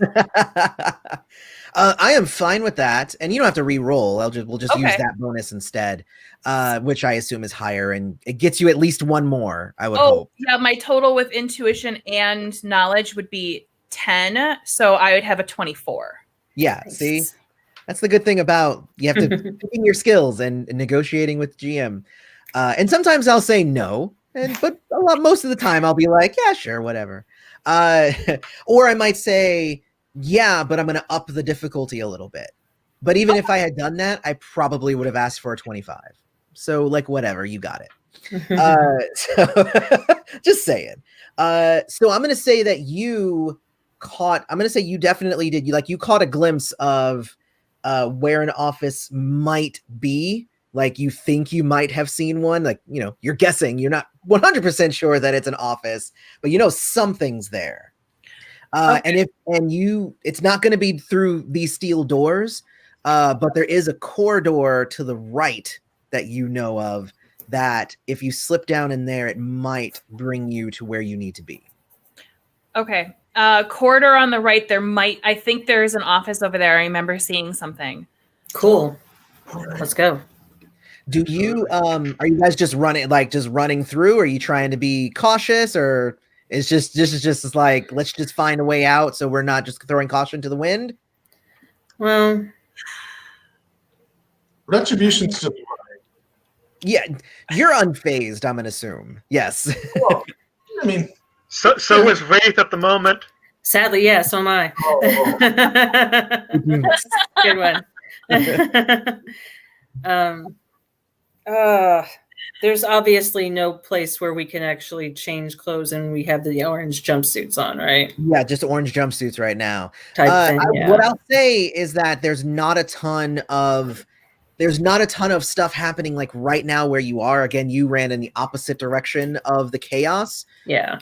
You do hear that it is starting to get louder, so more of it is moving close to you, but you also don't know what's down this corridor either. So that's more what I'm asking is, which way are you going to go cautiously, or are you just going? Gotcha. Somewhere in between, I think, like moving with purpose, but maybe like looking around, tilting around corners first, and sticking to the sides of the walls in hopes of doing barrel rolls between things. Yeah, got it. If once Retribution once he notices Wraith doing that, he will start doing that. Okay. Sounds good. Can everybody make stealth and speed checks? Ooh. I need her sheet. 15. Okay. Stealth and speed. 25. 25, jeez. My dice love me today. Okay. Apparently. 15. Hang on. That's only a 17 for me. 23. Okay. And a 23. 23. Very nice. Okay. So you guys go down the hallway to the right, and there's a door that would lead into basically like the common area for some of the track agents. The door would normally be locked, but it appears to be open at this point. So it could be that they meant to lock it and didn't because riot. So it could be anything, but for some reason it is not locked. When you go in, it's like a break room sort of thing. There's I would say 8 round, lunch tables, and there's a refrigerator and, all that stuff. The cabinets are left open. You can tell that the room was left in a hurry. And from there's a door on one side that does seem to go to the common prisoner area. And then there's another door that goes, you're not actually sure. There's just another corridor. You wouldn't know exactly what's down there, but it's another corridor over there. Okay. I don't think we're going to find anything in the prisoner break room, definitely. So you look over, Kirk has opened the refrigerator, and he's already eating Brian's lunch that says, "This is Brian's, don't touch it." Yep. It does. Found some leftovers. He has half of the turkey sandwich in his mouth. Yeah, you actually are. Yeah, I was going to say you're eating his wife's famous turkey sandwich. It's a Reuben turkey sandwich, so it's got coleslaw and all kinds of stuff. It's really tasty. It's kind of a little bit messy too, because he knows he needs to eat quickly. Yeah, it's better than the slop that you're used to. When you have free food, you gotta eat free food. That's a rule. I will go towards the corridor towards the door that isn't the prisoner's break room. Okay. Actually, she'll look at Bygone and say, "Check that way for a phone. If it's not there, I'm going to look this way." Let's not use the phone. Let's wait until we get out of the prison to use the phone, because they're going to record it too. They're going to know that we left. I want them to know I'm suing them.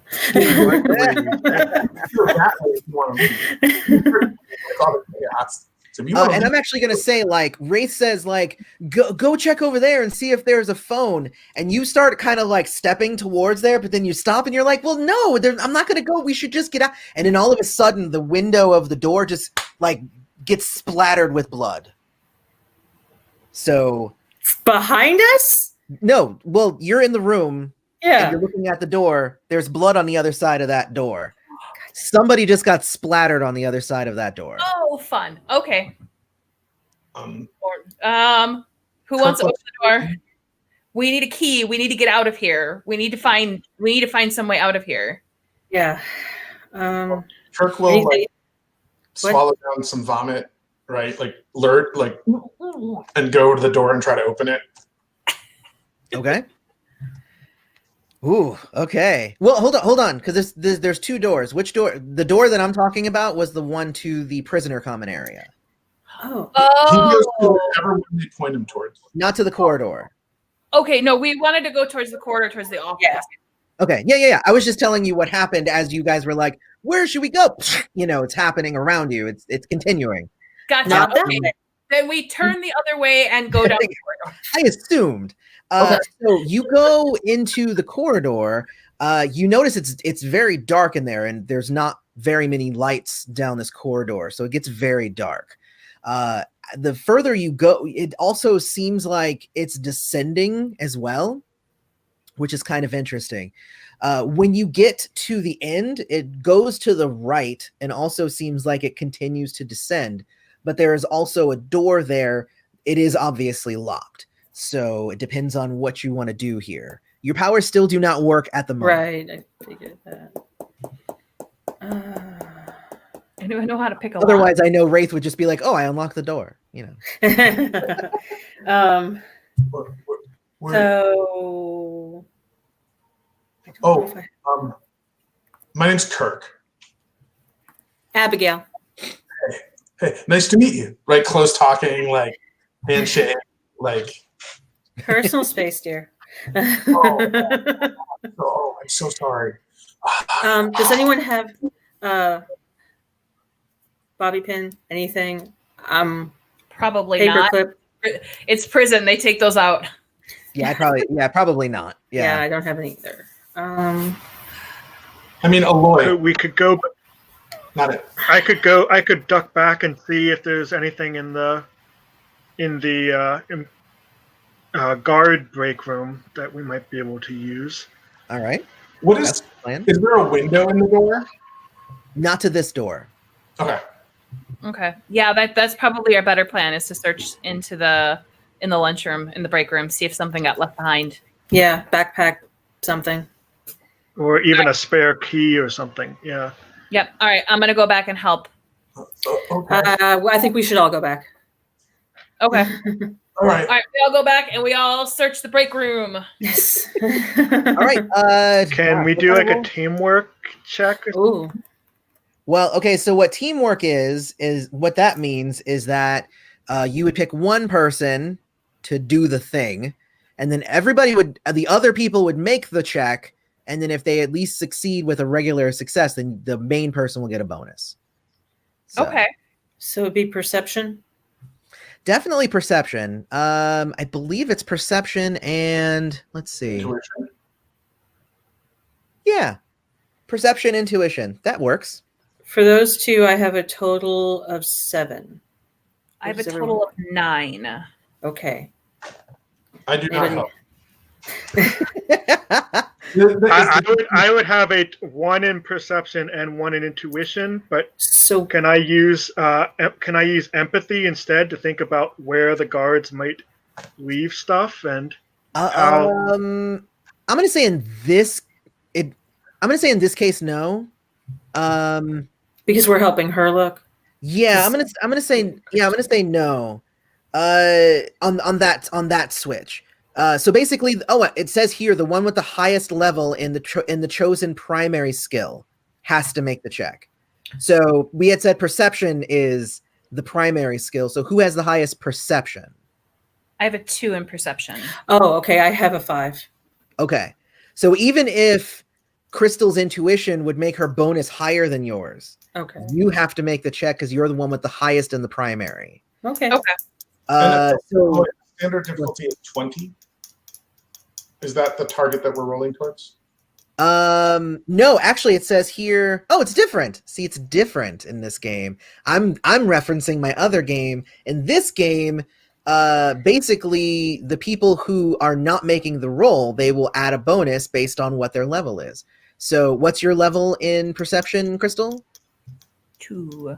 All right, so Crystal will give you a bonus 2.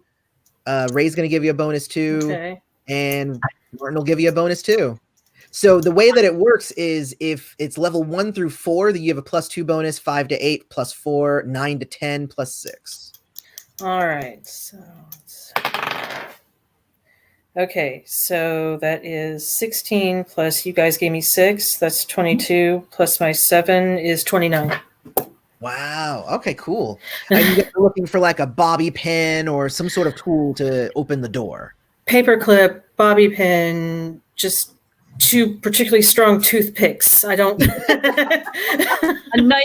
You know what? I'm gonna say with that good of a roll, I'm gonna say that you find a set of keys. All right then. Nice. It's got a few keys on it, so it's not going to be, the easiest, but you're going to have to go through some keys, but the key is on there at some point. Okay. So we Scooby Gang it down. Yeah. Back down. You go back down to the door. Again, there's that door there, but it also, the path just continues to the right as well. So you start going through the keys, and you start trying to figure out which key is going to work.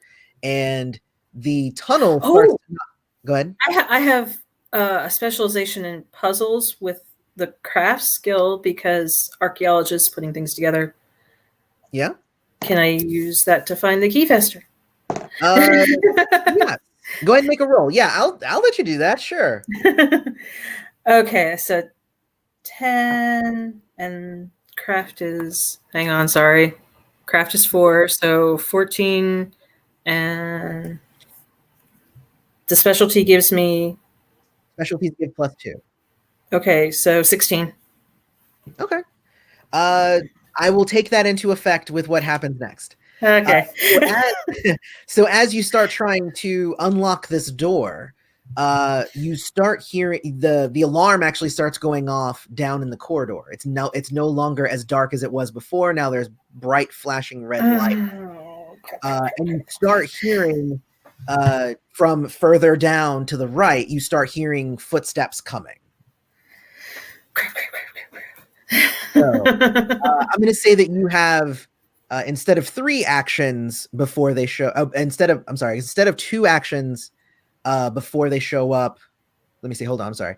Instead of 2 turns before they show up, it's going to be 3 turns before they show up. Okay. So each of you, Carol is going to be working on the key, yeah. And that's how long it will take. It will take that many actions to get the key.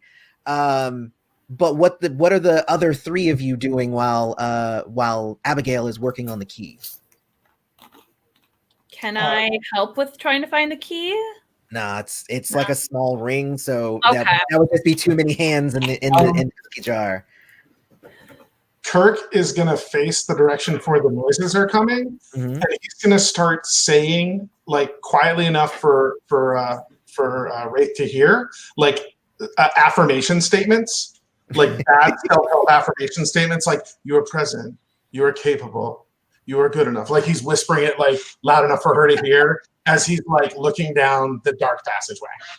I love it. Okay. I don't know if that helps her or not. It doesn't, but but it is reaffirming at least. No, it feels affirming to him. Yeah, I mean, and Crystal, if Bygone's action is to go, hurry up, that's fine. If that's what your action is, like, find the key, they're coming. That's fine. I just want to know if there was anything else you wanted to also do. No, she's gonna be like, come on, and then she's gonna like look at Retribution like, what? Because she's a teenager, she doesn't understand that stuff. She's like, I don't know what you're doing. Get the key, come on. Serpentine, is Serpentine cool under pressure, or what's he doing? I just adopted this. I had a question about that. With our powers gone, can we still get juice? I'm gonna say yes. And is 3 turns enough Yeah, for definitely. 30 seconds to pass? So I'm going to practice the Atlantean breathing technique to just kind of like calm myself, prepare myself, raise, and it won't help with powers yet, but if I know a battle is coming, I may start with +1 juice. Yeah, makes sense to me. Go ahead and take your +1 juice. As a matter of fact, everybody gets +1 juice. I'm sorry. Obviously, this is insanely stressful. So for anybody who might be watching and doesn't understand you, juice is the power source, like your points that you spend in this game, and it is based on your adrenaline levels. So yeah, you can earn juice for doing a lot of things: rolling really well, rolling really poorly, getting hurt, a friend getting hurt, danger happening around you, all kinds of things. So yeah, definitely as soon as the riot and all that stuff started, extra juice for everybody. So yay. Extra one for Martin.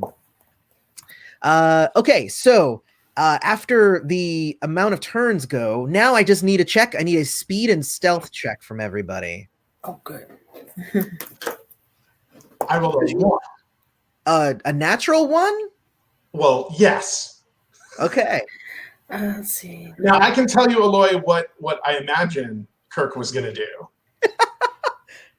Go for it. So basically, as Abigail's trying to do the keys and stuff, he's like doing the affirmations. I could totally imagine a world in which he thinks that she's not going to make it in the time that she has, right? Because he hears the footsteps approaching closer. Yeah. He would run off in that direction to slow them down. Good to me. So that it's cool.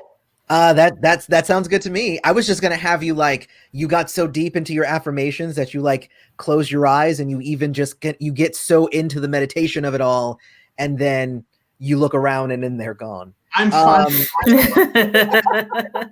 Lygon, what did you get? Crystal? What did you get? Oh, I can't hear you. We can hear you. What did you get, Martin? Sorry. Oh, it's okay. I got 21. 21. And that's why I'm bad at reading lips, because it looked like you said 14. So I'm glad that you put your sound back on. Martin, what'd you get? I still don't have any points in stealth. I ended up with the opposite, so 12. Okay. And Carol? 16. Okay. I was actually just looking for 10s. But yeah. So basically, Wraith is able to get the key and open the door, and you guys go in, and you're like, "But retribution!" You're like, "No, we have to close it, otherwise everybody's gonna get caught." I will put my hand on his shoulder to try and pull. Does that work? In that case, because since it's the one, I'm gonna say if your action would have been to touch him, he did run off. Then I'm gonna say that. So yeah, we have to deal with the one. So I know. I'm just telling you what she would do. I get you. But if obviously, since they're in this situation, she wants everyone to get out. However, he did run that way, and she is not that type of hero at this point. So yes, she would be like, "We have to get out of here. We can come back with the ACLU." Well, and in that moment, you close the door, and immediately you hear another explosion. Just this one feels like much closer to where you guys are. Okay. When Retribution starts running down a corridor, and it's completely dark where you guys are in whatever room you guys are in, you tell me how you react to a completely pitch dark room in a second. Retribution runs down the corridor, and you see these double doors open, and you see 4 hounds coming out, and they can use their powers. Cool. So one's name is Loco Diablo, so he's got like his fire going, and there's another one who's a speedster, and he's ready to run. There's a blonde woman with like a biker suit, like chest piece to protect her, and she's got like a police baton. Like they look pretty badass. They do look badass, except that they're just like they look right at you, and like the one with the baton just gets a big, just evil grin on her face. If she does that right, like Kirk like puts up his hands and he's like, "Whoa, we're just trying to figure out what's going on. We're not involved in this, man. We didn't go to the riots." Right? Like that's his like. Oh, I love that. And you see like one of them like says like, well, I guess you should probably make a roll. Make a persuasion roll. Let's see. I failed. We're good. What's that? I rolled a 9, and I have no bonuses. Oh god. 9. It is what it is, I guess. Sure, I was going to say it's going to be persuasion. No, it's probably just persuasion twice. So yeah, Sure. 9. Yeah, because you have no persuasion. That's right. So, so literally, like one of them's like, I don't know. Well, maybe he is, and like the one with the again, she just kind of goes and just like cracks you over the head with her baton. You are like you fall to your knee and you're like bleeding, and she hits you like 2 or 3 other times before they pull her off of you, and they're just like, dude, this isn't even any fun. They're like, he would have a cracker. But. Exactly. So I mean, I would say like you would probably take like 5 points of just normal damage. From how many shots? From like 3. Like he's overall. not hurt. Yeah. Oh well, there you go then. See, I have 6 levels in martial arts, which is not magic, not an amp power. So she's being on and he's not hurt. That is true. Your martial arts will work just fine. Yeah, that's right. Matter of fact, let me check this real quick. Hold on. Oh yeah. No, it doesn't hurt at all. I forgot about that thing. So she's just hitting you. You start to bleed a little bit, but it's more just like your skin reacting to the hits. Like you're showing you're showing injury, but you're not actually hurt or anything. Can I punch her? What's that? Can I punch her?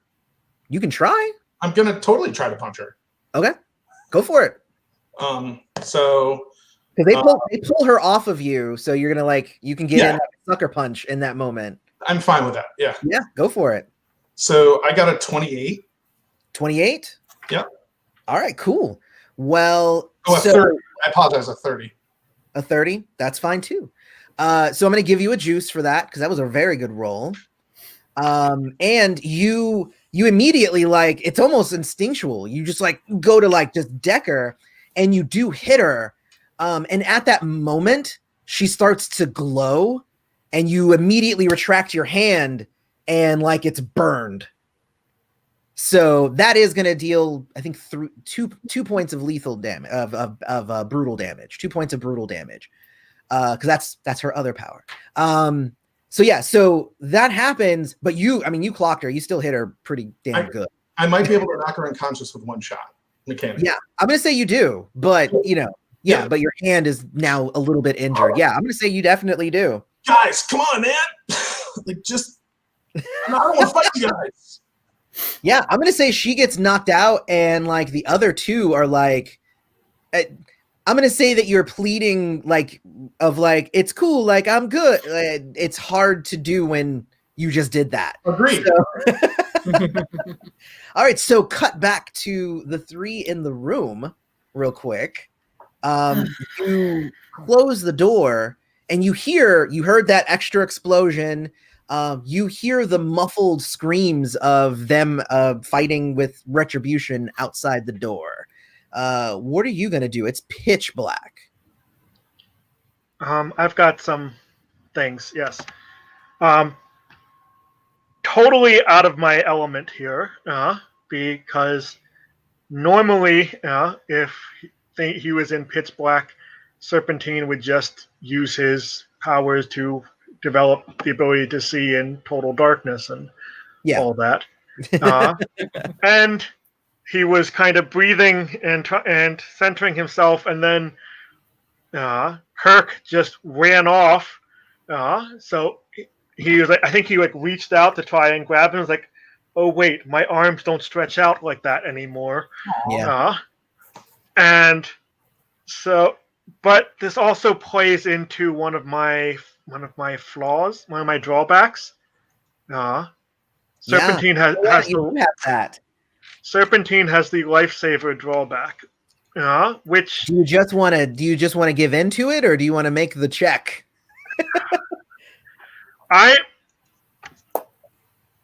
I'm going to. I think because I was centering myself and then he just bolted and the lights were out, I don't know that I noticed exactly. Okay. But I'm definitely going to be in favor of, like, oh my gosh, we need to get him back now. Yeah. Because. Okay, yeah, we need to get him back, but we need to figure a way out of here first. Well, and that's what we're saying is, so I can make Serpentine, I can make Martin make a roll, and if he fails the roll, then it doesn't matter what you say, he goes back for him. So that is the terror of the lifesaver drawback. Mm-hmm. So, and that's what I'm saying is, I can, if you want, we can make the roll, or Martin can just say that he does that. Let's try to do the roll. I might as well. Sure. Mental trauma is a discipline and empathy roll. Okay, and I've got I've got both the comrade and humanity loyalties. So that's 1 for comrade, 2 for humanity. Oh, I'm sorry. You have how many in comrade and humanity? 1 in comrade, 2 in humanity. Okay, so you'd be rolling with a -3 then. Yes, you get a negative based on how much you care about other people. It's not easy to resist this if you care. And what was it again? You need a 20. Oh, it's discipline and empathy. Empathy is actually my highest, but discipline is 2, empathy is 4. That's 6 plus an 11, so 17 minus 3. So what? 14. And you needed a 20. So yeah. So he's like, we have to go back for him, and Wright's like, well, I mean, we can, but we need to. He's like, no, and he just flings open the door. And immediately, Retribution you see him he just knocked out one of 4 hounds that are there in the hallway. And you see Retribution, you see Serpentine just starts running from behind, and he's, I don't know if you're screaming anything or whatever, but are you coming? Are you saying like, I'm coming for your buddy, or anything like that, or something cheesy? You don't have to. Nah, I don't. So, I mean, if Retribution sees Serpentine coming down the hallway, he's going to look at the 3 other people like, whoa, just stop, man. Like, we don't have to have a fight. Come on, man. Everyone just relax. Right? That is his attempt. Okay. Works. That is what he attempts to do. If one of them hits him, he's going to hit them back. Yeah. It's not going to work. That's fine. It's one, because you just knocked out their friend. Another, because they are also partially being controlled to do, I don't need it to work. I didn't expect it to. So yeah. So roll initiative, and I know Retribution's initiative is super high. But I don't get my killer instinct powers, correct? Oh, that's true. You don't get it right now. That's right. I get is it even with martial arts? Like you get a bonus from that, don't you? I don't for initiative. I get a bonus for other stuff. Oh, okay. Oh, it's empty hand gets the initiative bonus. That's right. All right. I can just see this playing out when he's earnestly saying, "We don't have to fight." Bam. Pretty much, yeah. So what did you get, Martin? That's a 7. 7. And Ray? A 20. 20. Nice. Eloy, Yeah.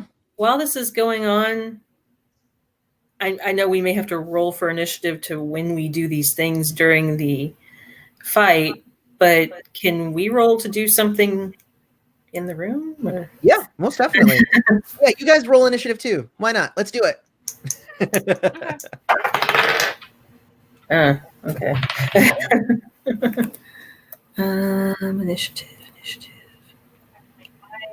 I have to check my Okay. initiative number. Hold on a second.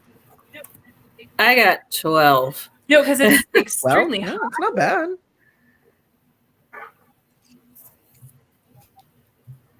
Okay, where is the quick? There you go. Speed. Yeah, intuition and speed. I'm sorry, I should Speed. probably should have just told you that. Oh, okay. So no, it was the correct. Nice. Okay, so I got 31. Ooh, I got Oh, that for the 20 on plus my. 11. That's how you do that. nice. Yeah. And actually take a juice because you rolled a 20. Yeah. Can't use it for anything right now, but it's there. Hey. All right, cool. So yeah, what is Bygone doing then? Because you definitely rolled higher than everybody. Gonna be searching around for a light switch. Okay. With that if action, the door's I will open, finish- don't we have light from the hallway? Yeah. If the door stayed open, you do. Did you close it behind him?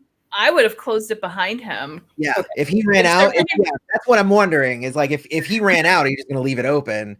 No, I would have closed it behind him and like, okay, we'll figure this out, and I'm just gonna search around for a light switch. Okay. I'm not even. There's not a roll really. I'm gonna say that you find it. It's kind of yeah. It's like a switch. Like you just press it, Okay. and you see like in the floor, like lights start kind of lighting up in the floor first, like leading down a path down the corridor for this door.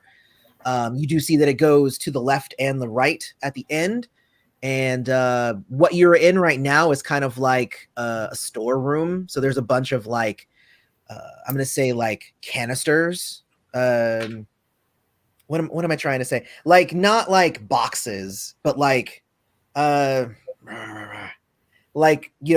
that you can open this latches and then open that sort of thing. I'm trying to think of the word. It's not canisters. Like storage containers. Yeah, like military grade storage containers. Okay. And that's what the room right now that you are in has. But then there's a corridor that leads further back. Ooh, I'm gonna peek in one of the storage containers. They are all. I'm gonna say. What's your? I have your character sheet here. Hold on. It's like, wait a minute. I don't have to ask you what stuff is. So I'm gonna say that doing that and finding it, that'll be this turn. If you want to open it, that'll be your next turn. That's fine. Okay, so the speedster then would go next, because that's the speedster. Because why be a speedster if you don't get to go before? You did. I rolled a 22 for the speedster. I wasn't expecting anybody to roll higher than that, and Ray got really close. He is. So yeah, he immediately he decides to go for Serpentine, because Serpentine is the furthest away, and he can get to that one faster. So Speedster, he immediately goes just like right up to you, and he is going to roll his attack here. And so, how are you defending, sir?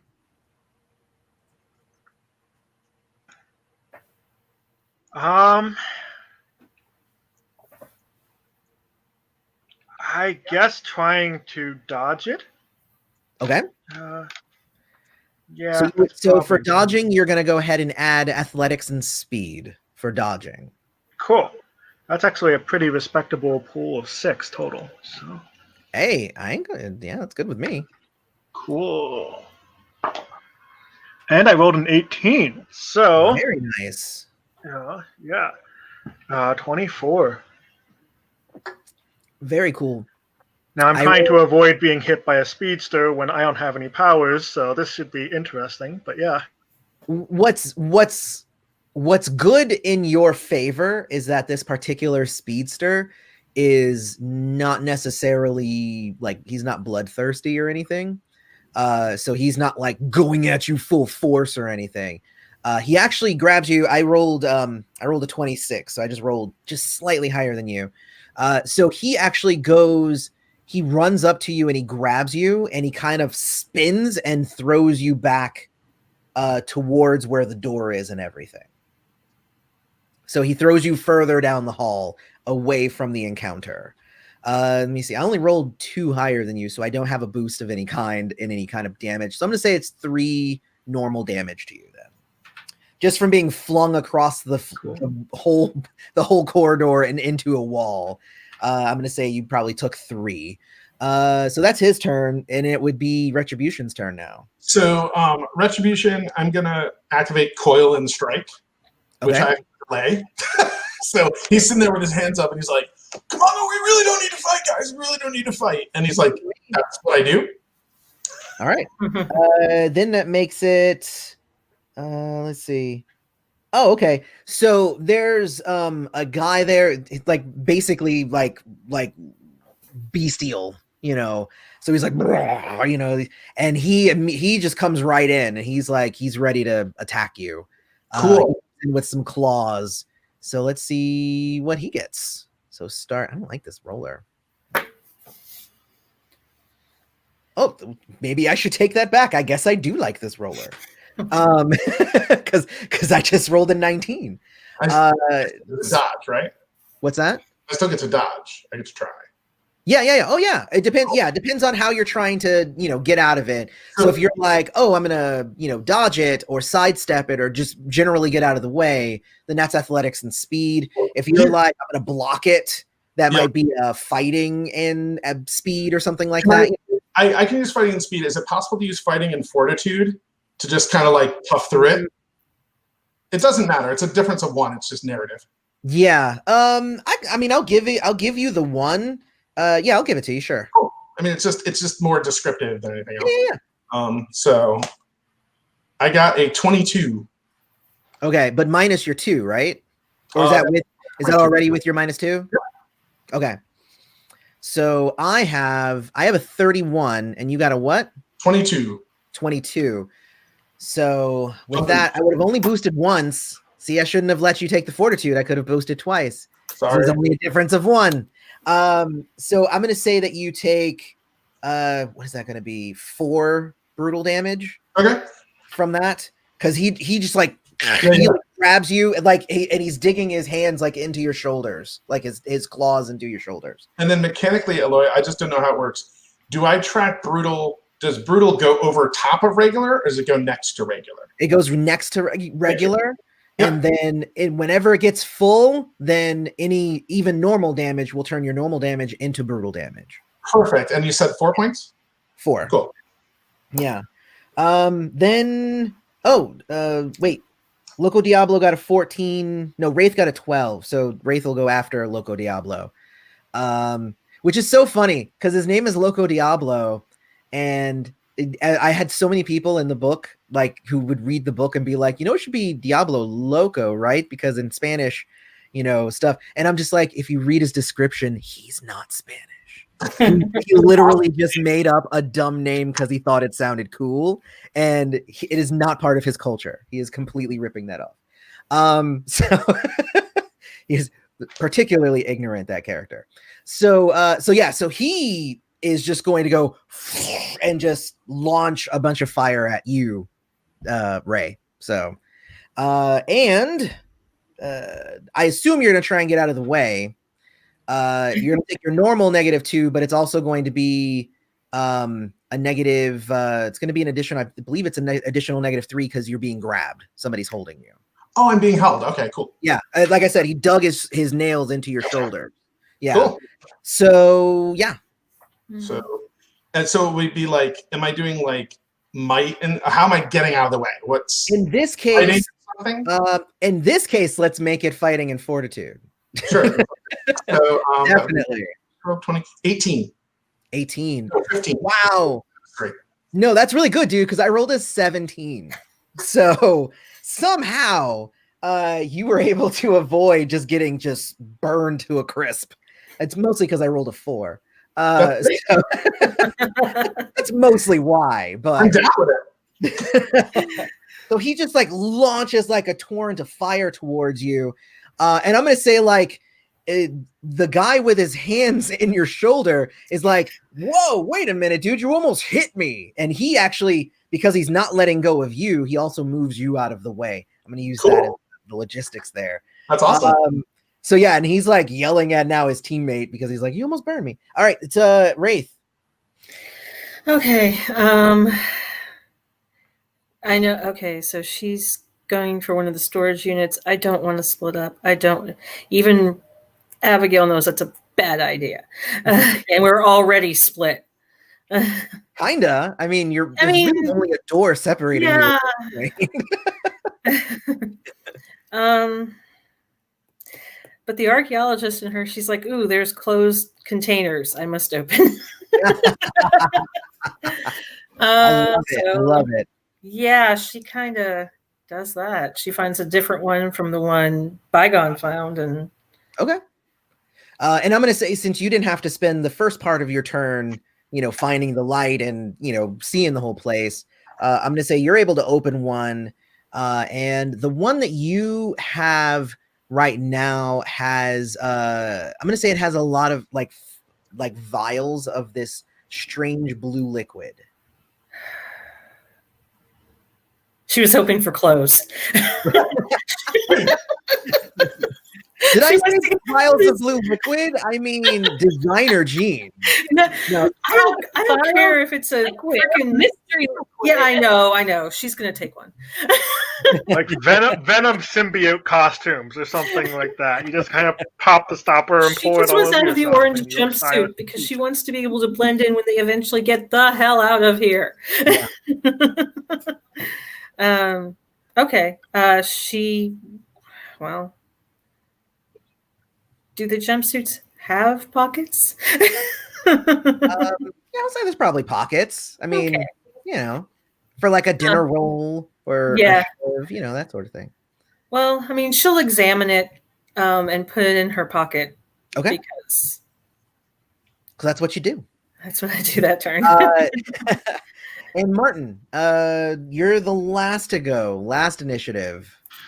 And in front of you, like you're kind of like on your butt against the wall, and you have the speedster there, kind of like almost in a like, hey, don't get into the fight because I don't want to have to hurt you.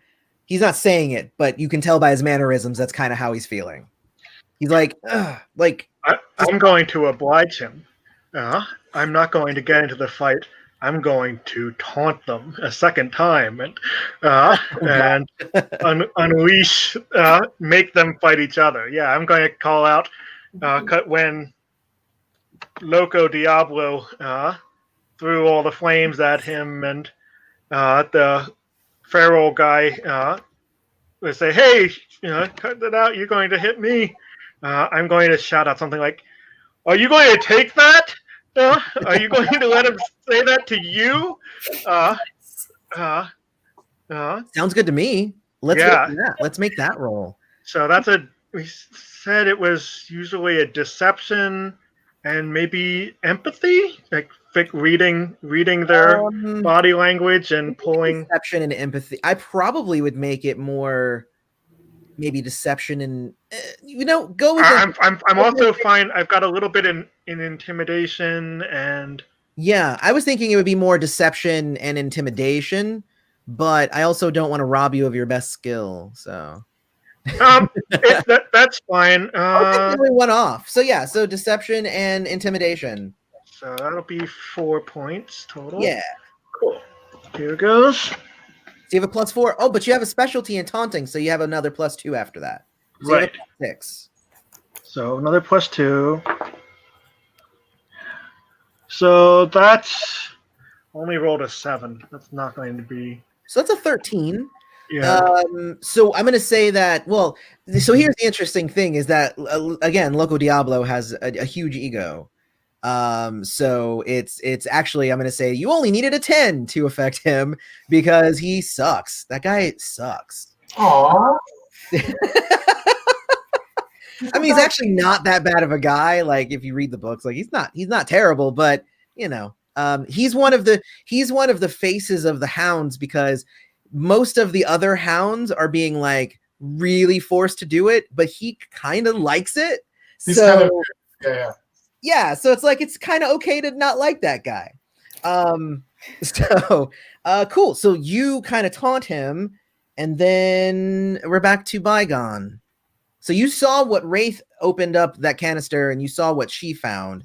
Did you want to open another one, or did you want to further investigate the one she already opened, or do you want to do something? I would like to open another one to see if there's anything different. Okay.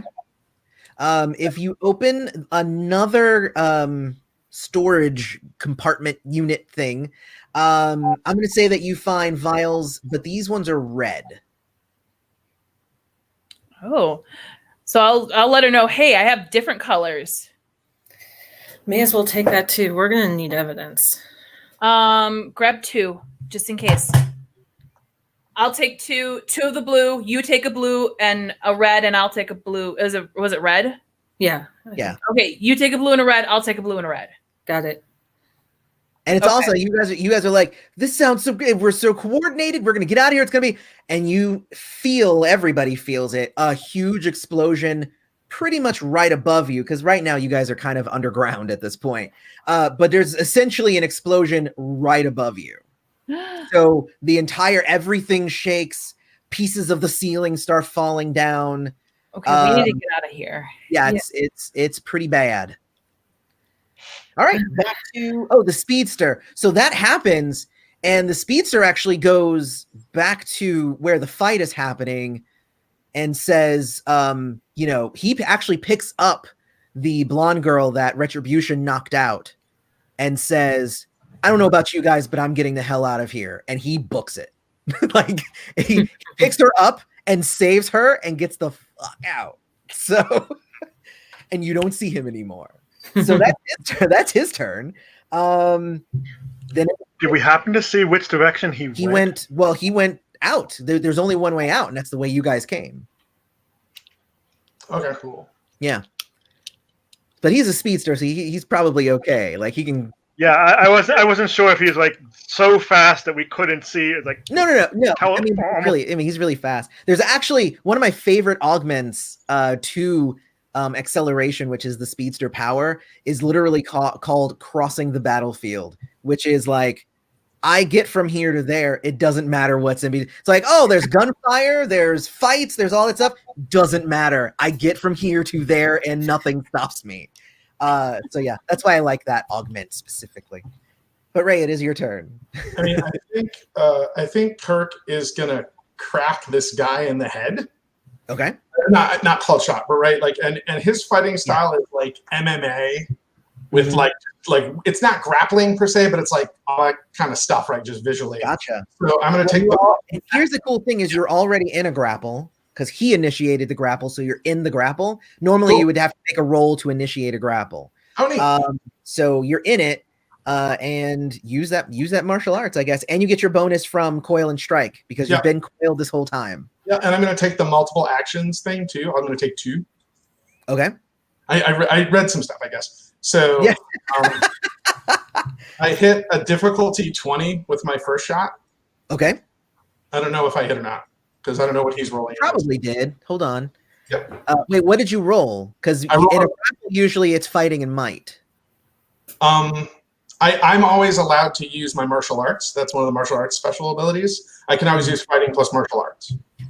Oh, there you go. So then you're not using might, you're using your closed fist bonus, Correct. Which is more than your might, which is fine. Yep. All right. Well, then let me roll what his defense is here. Yep. I rolled a 16 natural. Mm-hmm. What was your total? 20. 20.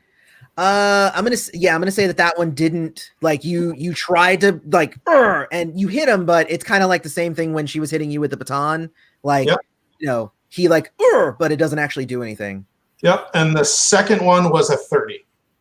A 30. All right. Well, let's see what happens with this one. Ooh, I rolled only an 8 on this one. So let me see. Okay.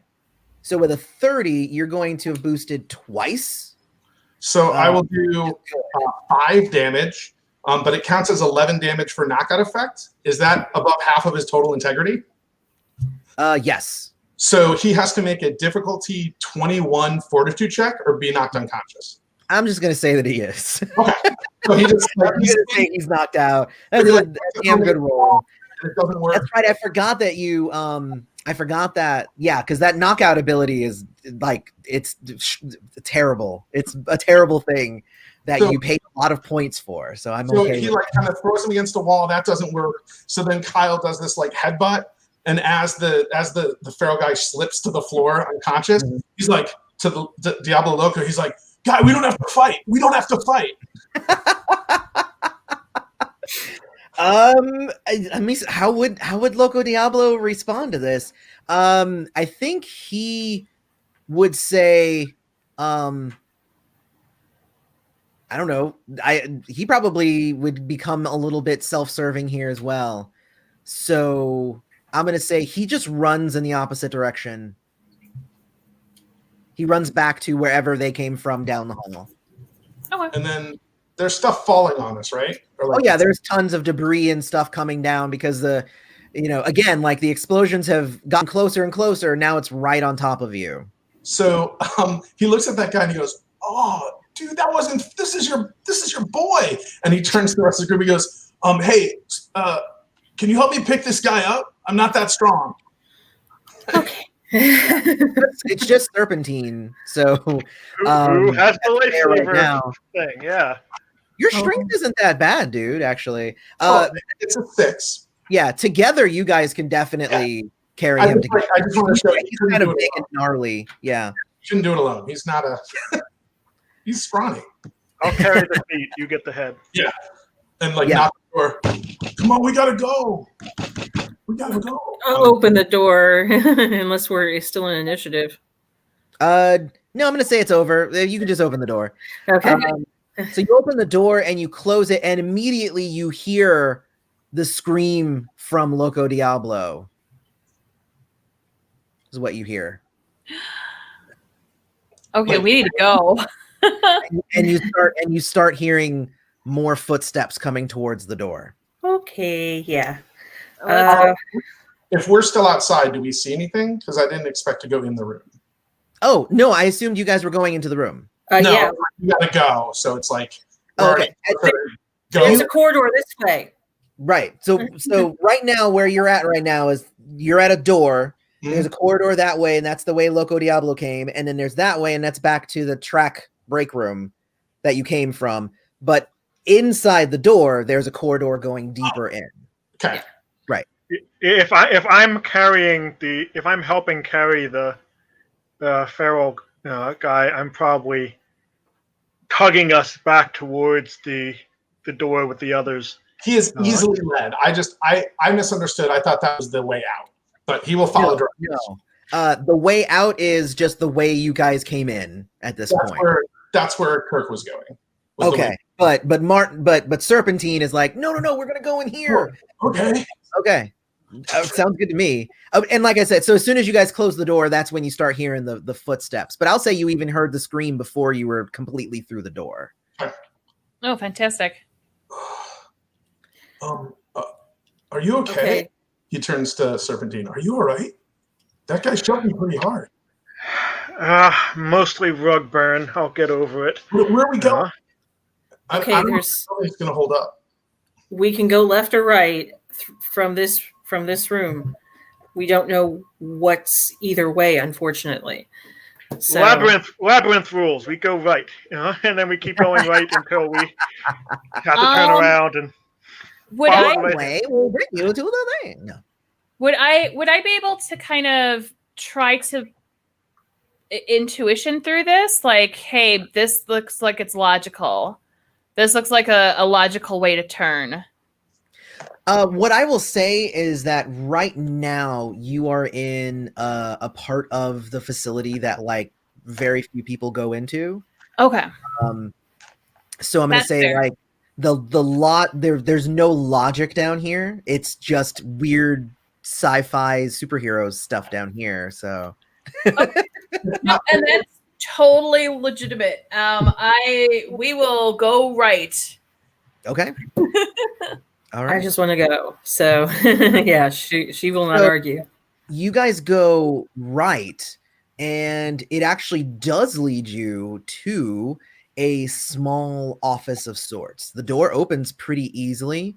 In this office, there are screens for the entire like location, you know, the entire prison. There's screens monitoring everything in there. You know, there's also like a speaker system. There's also a phone in there. There's there's clipboards with lots of lists and names and all kinds of stuff in there. There are no people in there because all the people left already. And most of the camera feeds have been knocked out, so it's just fuzziness. The ones that haven't been knocked out, you literally see just people just getting destroyed and just murdered. By You what? also see what's that? By what? I'm gonna say you see one is there is a rampager in there.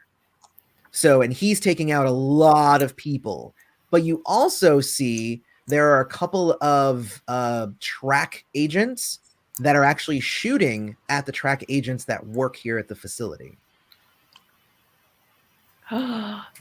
They're cleaning house. All right. Is there any sort of like a diagram of this facility at all in this room? Make a roll. Let's see if there is. Is there OSHA? Fire, fire Yes. There's definitely the OSHA regulations on the wall. All right. What is my roll? Let's say, let's make it a normal search roll. So, actually, you know what? Since you're looking for something specific, let's make it a knowledge and perception roll. Okay. Oh, okay. Oh, that's not bad. 22. 22. All right. So you were looking for like a diagram of the thing. So what you find definitely a blueprint of the above area. None of this stuff is on that where you're at. But you do look underneath that one and you see a whole schematic of like what the blueprint layout is and the underground. Okay. And to the left, it's essentially a huge chamber, and it says Houndmaster on the plans. Oh. Yeah. All right, Go ahead. I'm going to. Is there any way, like any sort of egress at all on this on these maps? Egress, as in, I don't think I know that word. Egress means leaving a building or departure point. Yes, I'm going to say that you would have to go through the Houndmaster chamber, but on the other side, there are a few different kind of escape areas that you could like secret your way out. Okay, I am going to also grab this map. Okay. And roll it up and stick it under my arm or stick it in like, I don't know if it's like a jumpsuit that I'm wearing. Yeah. I'm assuming it's like a jumpsuit. Stick it in like a jumpsuit jumpsuit type of thing. Yeah. So that we have proof of this too. And then we are going to head in the direction of the left. All right. Before we Anybody do else that, do anything else while you're in that office? yeah, I want the things with the papers with names. I want to see what they were doing. Basically, I'm less picky because I just want evidence, because there's got to be a ton other than what she found of just crimes against humanity. Okay. I'd also like to look around and see if I see anything noteworthy, but I got my arms full of track agent. Put the track agent in the rolling office chair that's behind the desk. Yeah. So it's easier to push the guy around. There you go. Awesome. He's very practical. He's got. Good so, idea. Wraith can make a knowledge and medicine roll. Okay. I think I actually have one in there. Hang on. Knowledge and yep, that's 7. And 14. Okay. You're looking at it and all of the terminology and everything, it's way above your pay grade. You're just like, this could be important, but I don't know. Like, I can't make out what some of these words even mean. Well, then I'll just grab the first clipboard I see and take it then. It may Okay. not be as helpful as what she found, but it's something. It Yeah. has names on It them. could be amazingly helpful. You just don't know. I don't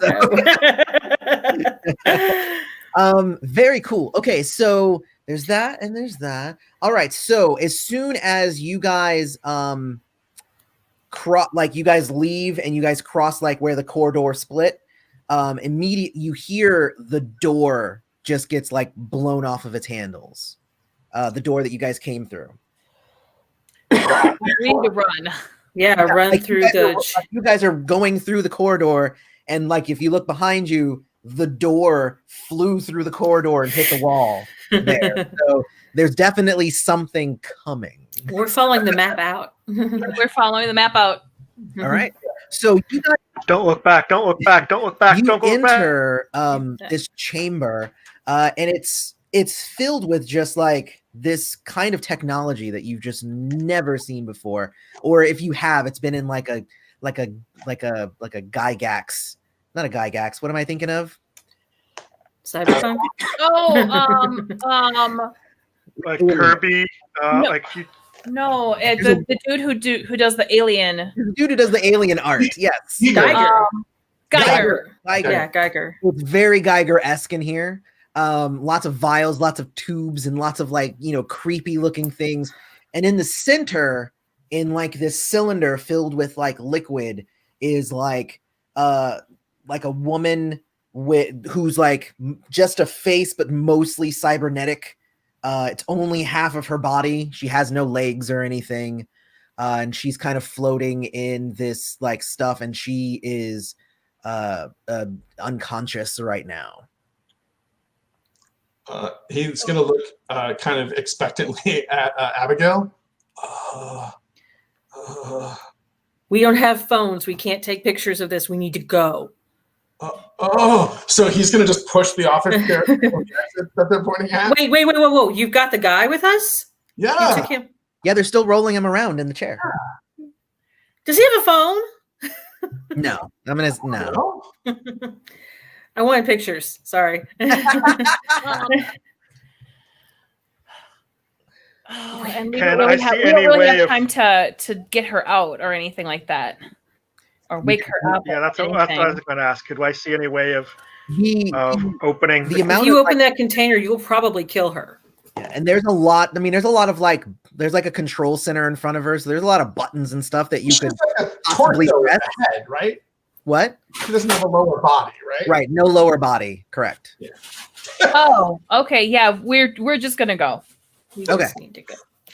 So as you guys are Do- running and escaping, you actually as you guys you're running past the tube and everything, and you hear something flying towards you from the back, from behind you, and you hear it collide with the glass cylinder that the woman is in, and you hear like a if you look back at it, does anybody look back, or do you just keep running? I'll turn around. You have I think I've got to as well. Okay. Lifesaver. Well, when you see that, you see a severed hand, but there's no blood or anything. There's a severed hand with a hand that's just like claws out to here. Like it's giant claws, and they've pierced the thing, and you see the hand start like ripping through and slicing down. And if you look back, you see this you see a woman entering the room. She has a black painting of a bar across her face. She has one hand that has those giant claws. The other one, she has nothing from here down. As her hand starts coming back. Curiosity sated, I'm gonna run. So she is she's very scary looking. But yeah, as you guys start running, she says, make sure you take the right tunnel. Thanks. Like as in not the left one. No. You got what she says, and you do see that there's multiples of them. And she's like, she immediately yells, take the second from the right. So she's obviously not here to kill you guys because she's not coming after you guys. Yeah. All right. She definitely seemed like she was here to destroy this woman and the cybernetic woman. And literally she does, like, all of the liquid starts coming out of the thing, and she goes up there, she rips open the glass, and she just starts slicing and just murdering this woman that was in the tube previously. Oh my God. Yeah. All right. So you guys go to the second to the left tube, and it's an interesting second one. to the right? What's that? Second to the right. What did I say? You said You left. said second. You just said. Oh, You said second to the correct left. one, and not the one that Eloy says. This is why Eloy is not on this mission. I'd be like, no, guys, it's this one. Second to the right and straight on till morning. Exactly. No, so you guys actually do make it to the outside. The tunnel actually leads you back up, and you come out of like an interesting hatch right on the outside of the walls to the prison, as you see them crumbling down. I say we keep running for a little bit. You guys can just keep running. Yeah.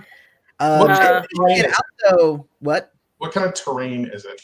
It's grass. Like, cause this is kind of in the middle of nowhere. Gotcha. So it's kind of like in a plain area. So you could run, and then there's like forest kind of area off in the distance. But right now, like, there's nothing around you guys except this facility. Once we get out of range of any collapsing buildings, I'm okay with leaving the track agent there. Yeah. Like, put him somewhere next to a tree, right? He's still in the office chair, but Also, what I'll say is, while you guys are wheeling him around, when you guys get a certain distance away, you see like there's a red light on his like he's got like a kind of collar thing, and you see it's kind of blinking red, and like the light stops blinking red like when you guys are about halfway to like the forest area. So that could probably be a good thing. I'm gonna say a bad thing for him. Could be could be awful. So, yeah, we'll bring him to a tree. Is he still breathing? Oh yeah, he's still alive. Yeah. Oh yeah. Do you want to like just leave him, or do you want to like wake him up? No, let's leave him. Let's go. Do you have any paper? Here, give me some of those files. No. I want to leave him a message. You know what? We can leave him a message by putting him under the tree and staring him up at the sky. He'll wake peacefully. He'll wake peacefully. That's stupid. He's not going to know that we helped him, so he can't like tell our parolees that like we did a good thing. There are no parole officers right now. And something tells me they didn't keep records for anyone else but themselves. Oh. I don't know if anyone else knows we're here. Oh. It's so illegal. And I technically have dual citizenship.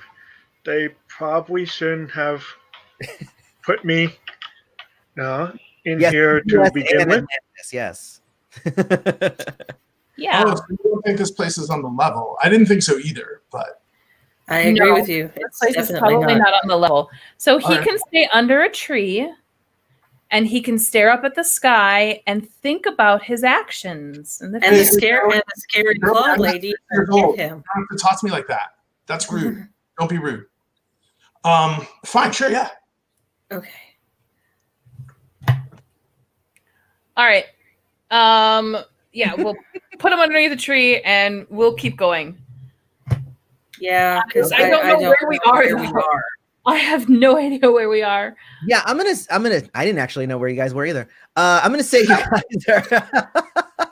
I'm gonna say you guys are probably. You know what? Oh, I'm gonna. So you guys hit a road, and you start as you guys are walking along the road for a few hours. Then you do notice signs that say like to Chicago. And you realize that this facility was built on in the ruins of Springfield. Oh, cool. Ooh. Oh, Eloy, at any point do our powers come back or no? Oh yeah. Oh, I'm sorry. Yes.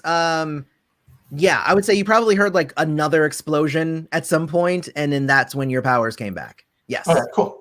Okay, I have an apartment near here, or at least within walking distance. We Okay. can at least go there, and I can get some clothes, and then we can get all of you guys clothes, and have I think a safe place to. I don't know. I actually don't know if they kept my apartment or not. Okay, so I have a feeling anything that might have belonged to us that they took is probably destroyed. Yeah, any of your personal belongings you had with you at the time, yeah, those things are those. oh, that was my favorite jacket. Do you think they're Right? following us? Do you think What was they're that, Ray? following us? Following us? I think they were a bit preoccupied. Okay. I'm gonna say nobody was following you. There were a whole bunch of people just running away in general. So yeah, definitely no one following you specifically. All right, I'm gonna take everybody back to my apartment. Okay. All right, and then that we will end it there. She looks at you and goes, "Thank you." I want to get out of this thing. I want a shower.